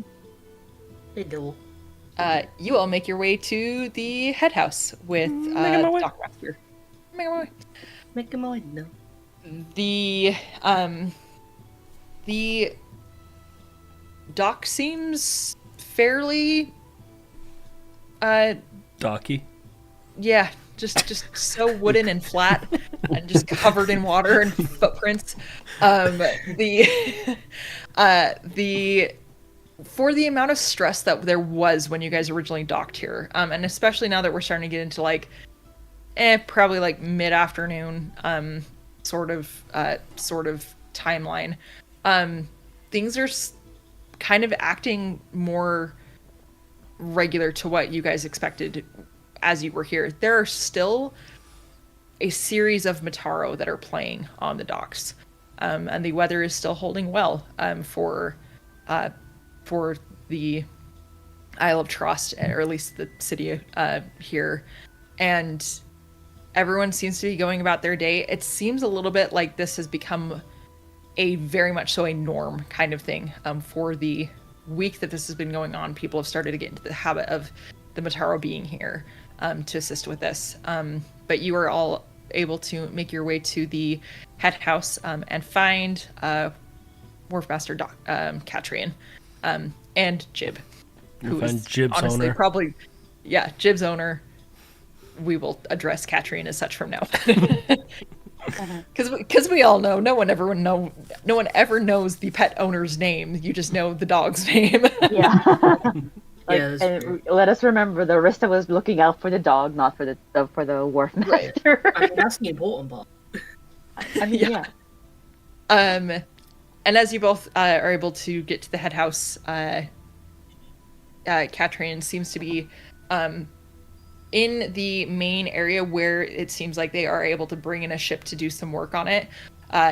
You see that they are working on, for sure, on a ship. This one looks like it has just like a huge gash along the base of it, probably almost ran aground while trying to be brought in. And there is a number of people who are, some of them are carpenters that are actively taking out the bigger pieces of wood.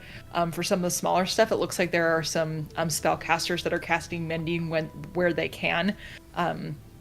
You also see, it looks like there is one person who is like, who is holding up various like bits and pieces of stone that seems to be like converting to wood as well, and transmuting. But like it's literally like all hands on deck to try to get this boat taken care of as quickly as possible.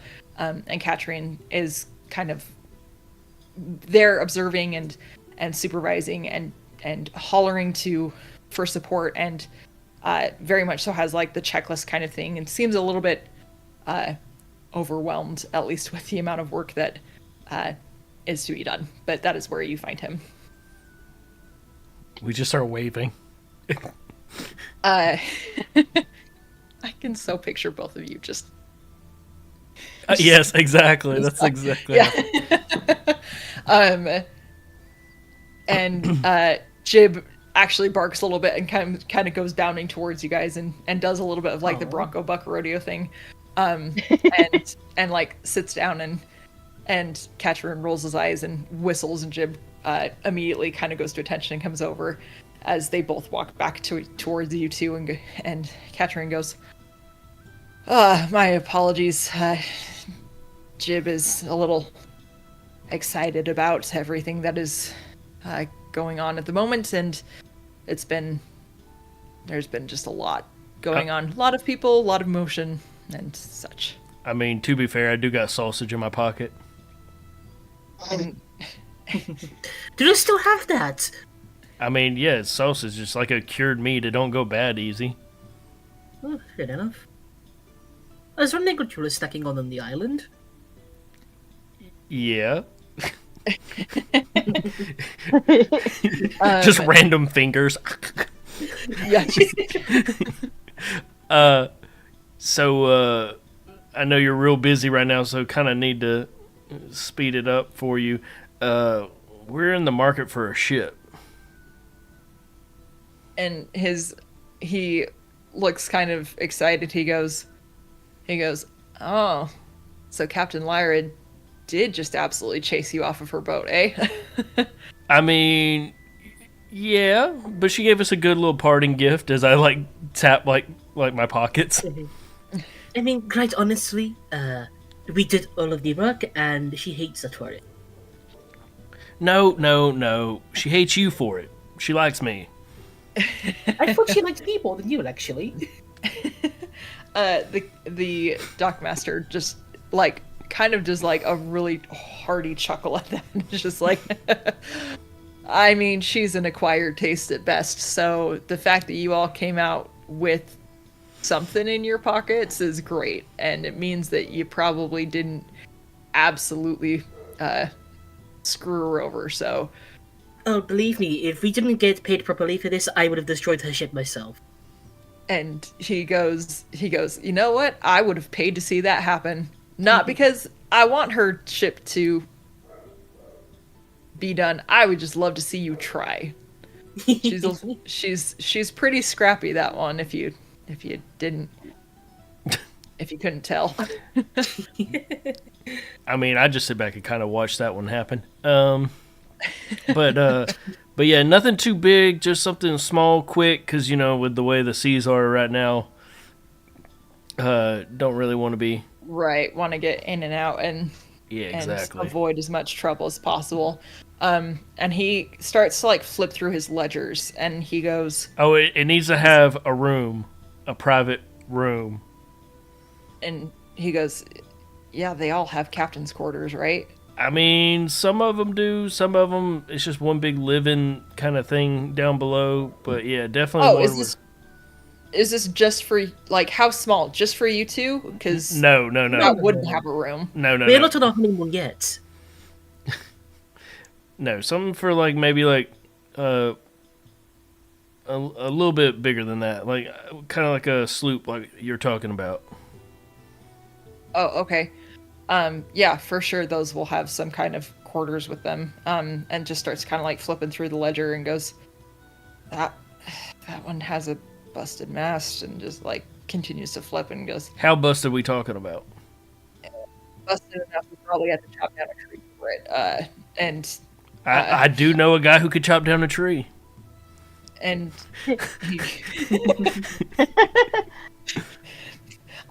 Ball, you're being voluntold to do things when you are not here. I feel like I'm back at work. Yeah. Whoa. I was talking about the wizard. I'm just kidding. Just the one arm. Just boom. That one arm just going to town on that tree. No, I'm picturing Ball holding Isaac by his ankles, and just like Isaac like holding his arm out and just swinging by a tree. Honestly, I feel like you could get might a lot. work. Yeah. I feel somehow that would work. That would work better because of the jade arm. I don't know. As long as you cast shield while it's happening, Isaac, you should be fine. Is that how it works? Yeah, right. I mean, it's like if you really think about it, Ball can use him as an improvised. Can use Isaac as an improvised weapon. Oh dear lord. The Catring continues to kind of look, and he goes, okay, so I've got at least two options. I may have a third, depending on how quickly we can get this guy figured out.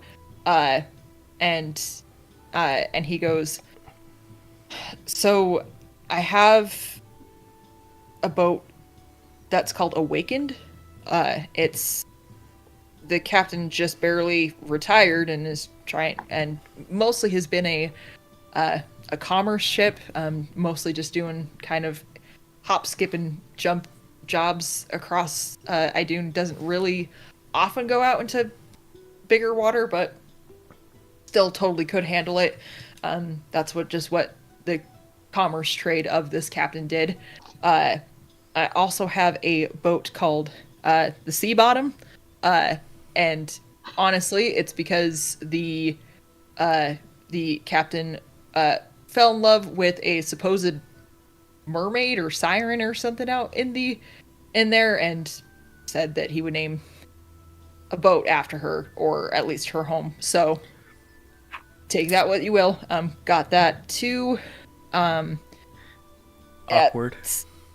And he goes, yeah, honestly, if that's the boat that you purchase, it fits at least a crew of 15. If that's the boat that you purchase, I will make sure we can take the name right off.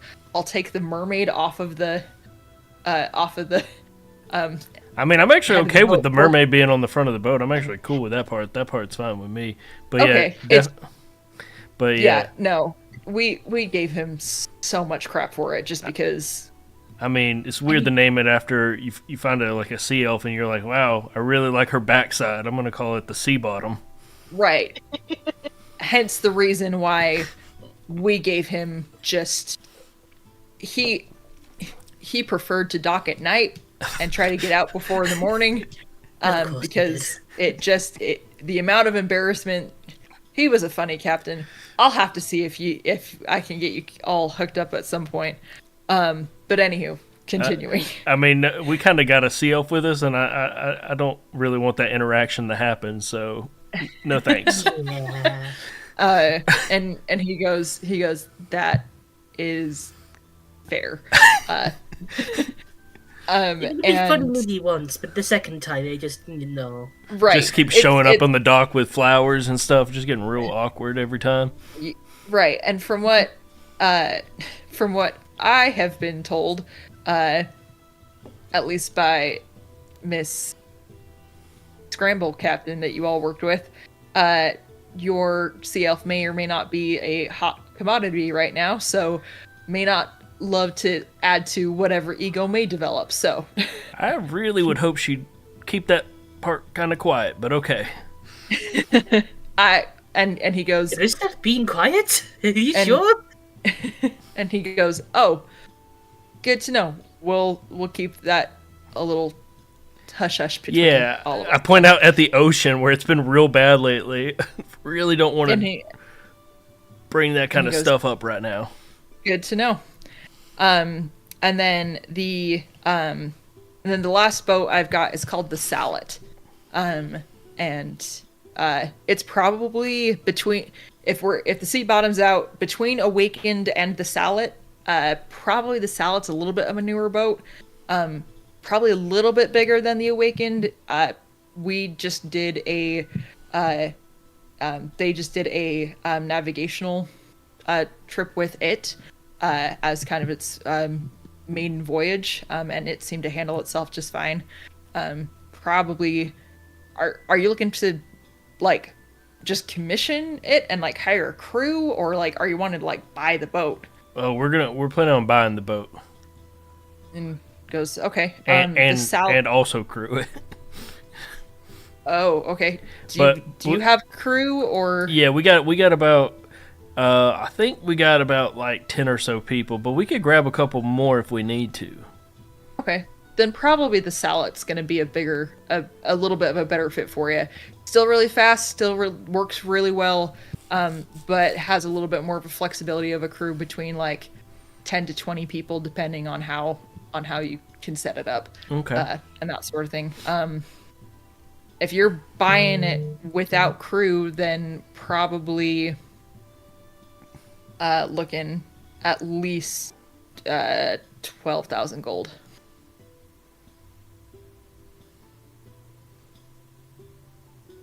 Can I do an insight to see if that's an accurate price? Yeah, for sure. Also, can I also do Ruby- that as well? For Because sure. Ruby, where he's from, has seen a fair few boats come in and Oh, okay. out Yeah. of harbours. He's kind of been around that area. I think he'd know at least kind Right. of. Come on. Not that the dice agree, though. Hey, we're similar. Yeah, you're just missing a one. And So I can that's spend it. one luck point and make it an 18, right? I just put the one right Yeah, there. yeah. Can I put one luck point in front?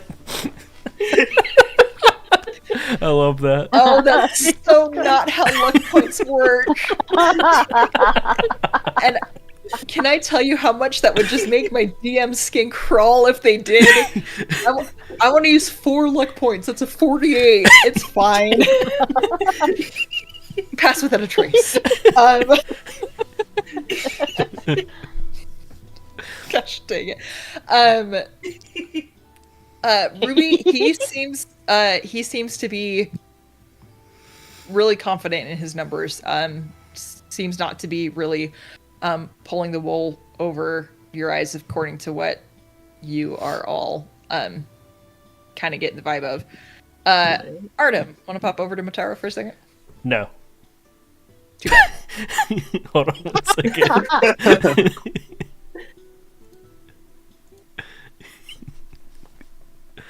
Okay.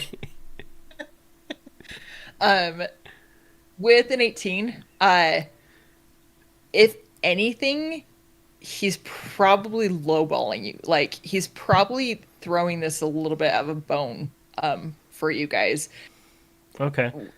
Like, with the amount of stress that he has just in his person, he probably could be pushing, like, closer to 14, 15. But, like, you get the feeling that he knows that something's going on that you guys need a boat for. So Okay. if anything, he's being jealous. Okay. Yeah. No, that's good.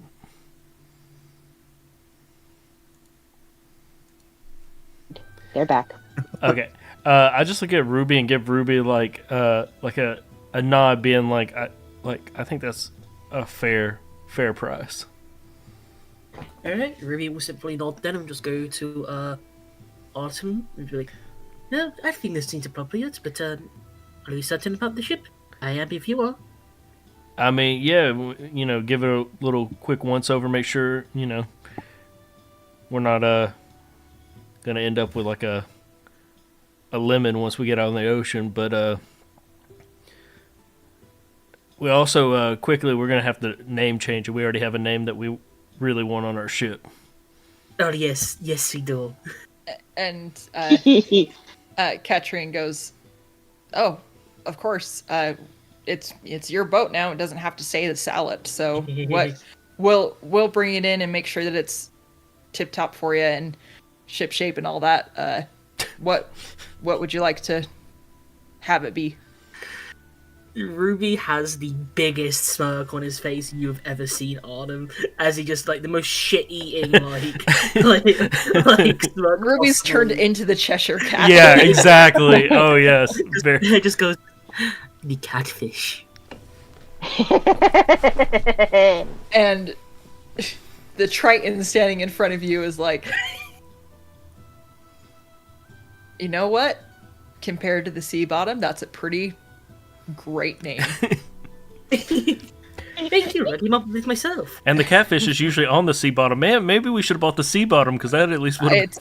No, the transaction's already gone, and you know what? I think you're going to be happier with this anyway.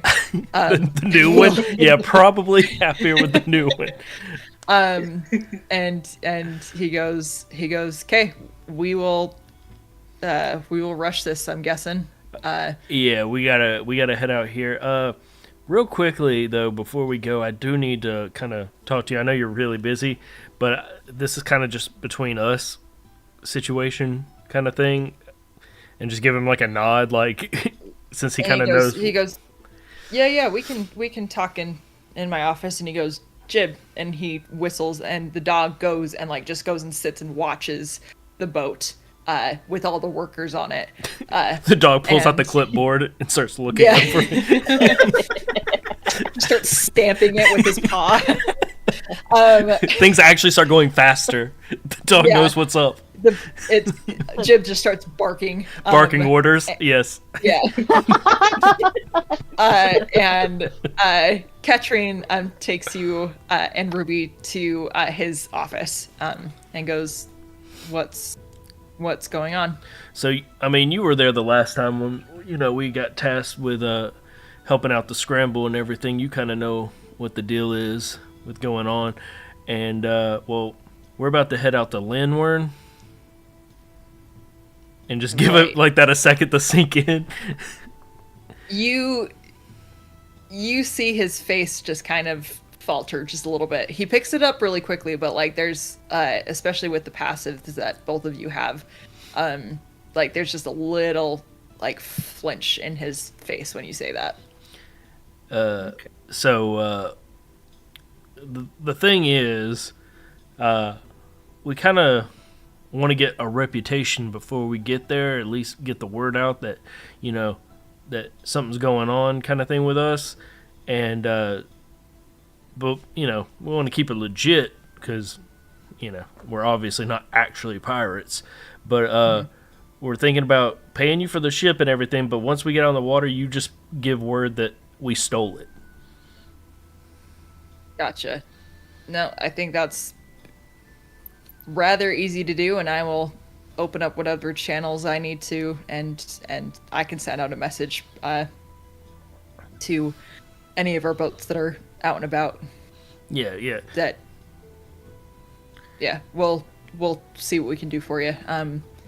May or may not have some contacts that I send messages to that may at least be able to give you some leverage.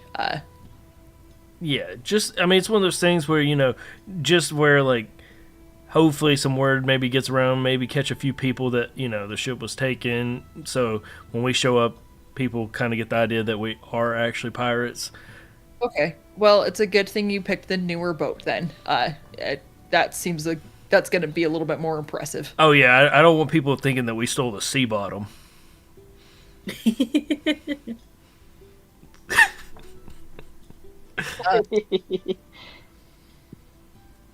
The captain goes, or sorry, the wharf master goes, is that the current game plan? Anything else that I can help you with, or? I mean, do you got any connections in Lindward? He goes, unfortunately, yes. And they were going to be one of the ones that I reached out to. They may be able to put a little bit more of the drop in the bucket than I can. Somebody that, if we get there, we can maybe rendezvous with, parlay with. And he goes,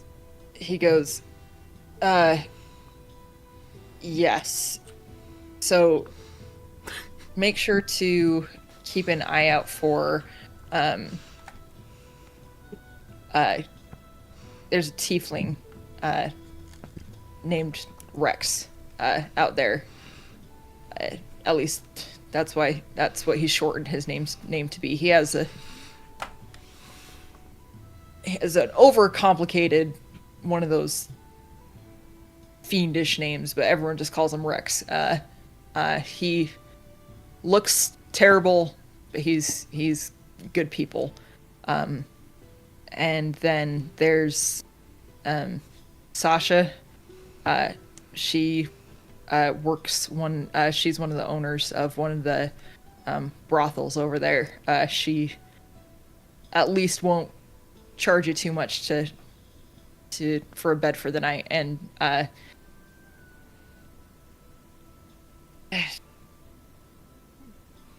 tell her that I sent you. Jib's owner sent us. You know he has a name, right? Yeah. I don't know it, but I'm sure he has one. You don't know Catrian? Everybody everybody around here knows Catrian. And he goes, actually Sasha would probably know me as Tree, so Tree? just yeah. Tree. Like tree? Is it because you just stand there? What'd you do to a tree? More just Catrian was a really long name for people to say and shout about, so Okay, well that's one good. one name syllables tend to do well. Okay, I'll be Artie. I was about to ask if you played a tree in a school play. Is it no? Apparently not. And he goes, from where I'm from, we didn't have a lot of trees, so Oh, I mean, fair enough. unless you count kelp forests, but them's not really trees. Fair. I mean, that's actually fair enough. Yeah. I think Vista would probably have an opinion on that. Easy. Like I was just gonna say, Arista would say that's 100%. Okay. Well, it's been nice doing business with you. I will keep an eye out for them when I get there, and thanks for helping us out. Yeah, those are the two that probably you would get the least amount into trouble to talking to. If you get in touch with them and you are and you need a higher up, let me know, or let them know, and they can let me know. But at least Rex has, I'm in enough contact with him to make sure that y'all are alive. I just give him a nod. This is the thing I do best. Stay alive. As we all do, hopefully. And as he says that, like, jokingly, like, kind of the little flinch that you saw when you guys mentioned Lindworm, that little flinch happens again, as he kind of stands up and he gets his stuff back together, and goes to walk outside of the office.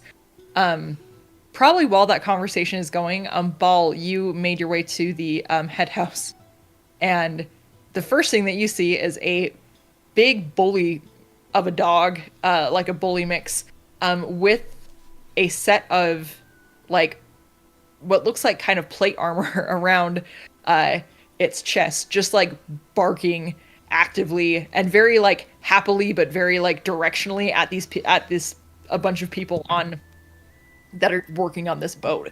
Is probably the first thing that you see as you enter into the head house, and it's about as that time that you see that Ruby and Artem come out of an office with the Triton Dockmaster that you had seen a little bit earlier. I just want to walk up and pet the dog. Okay. You go to walk up to pet the dog, and the dog immediately turns around and just starts actively, very aggressively barking at you.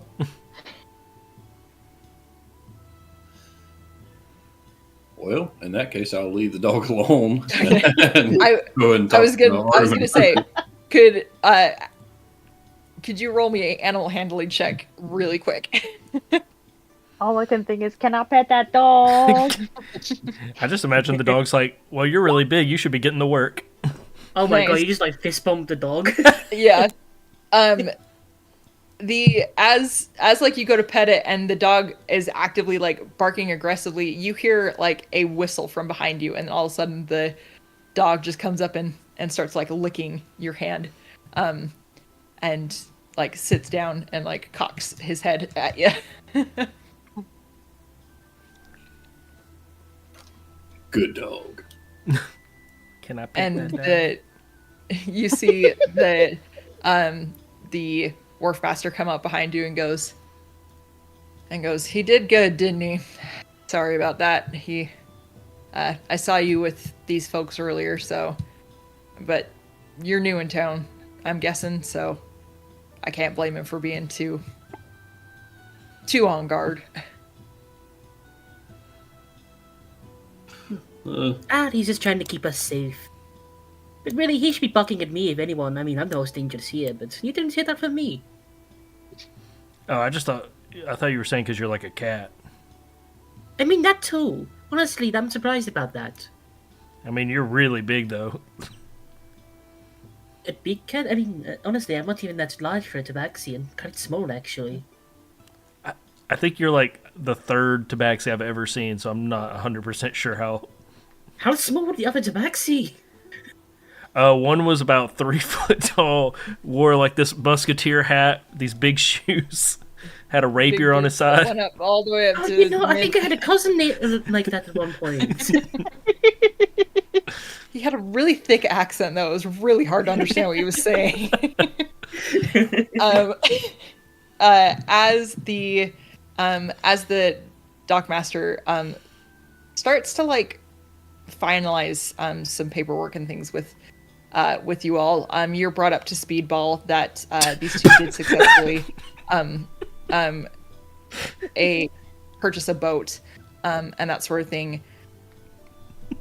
Probably about midway through this conversation, you hear a boom happen outside of the dock, or out of the head house, and you start to hear panicked cries, screams, and you hear within the area the music stop. And so we're going to pick up there next week. Oh, jeez.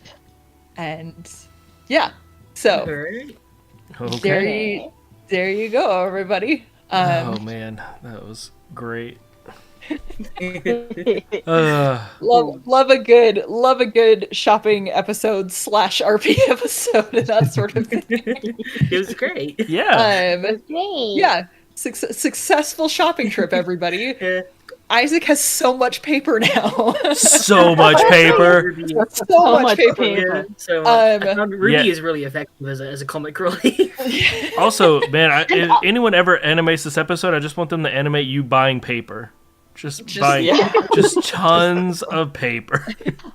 Or if not, just have the very of Arissa just staring at this boy who's like the panic of a boy being. Both of those things will for sure happen. But anywho, thank you all so much for listening. Thank it's you. great to have everybody. If you've been watching on YouTube, feel free to like and subscribe. Otherwise, we'll be back on Twitch and YouTube next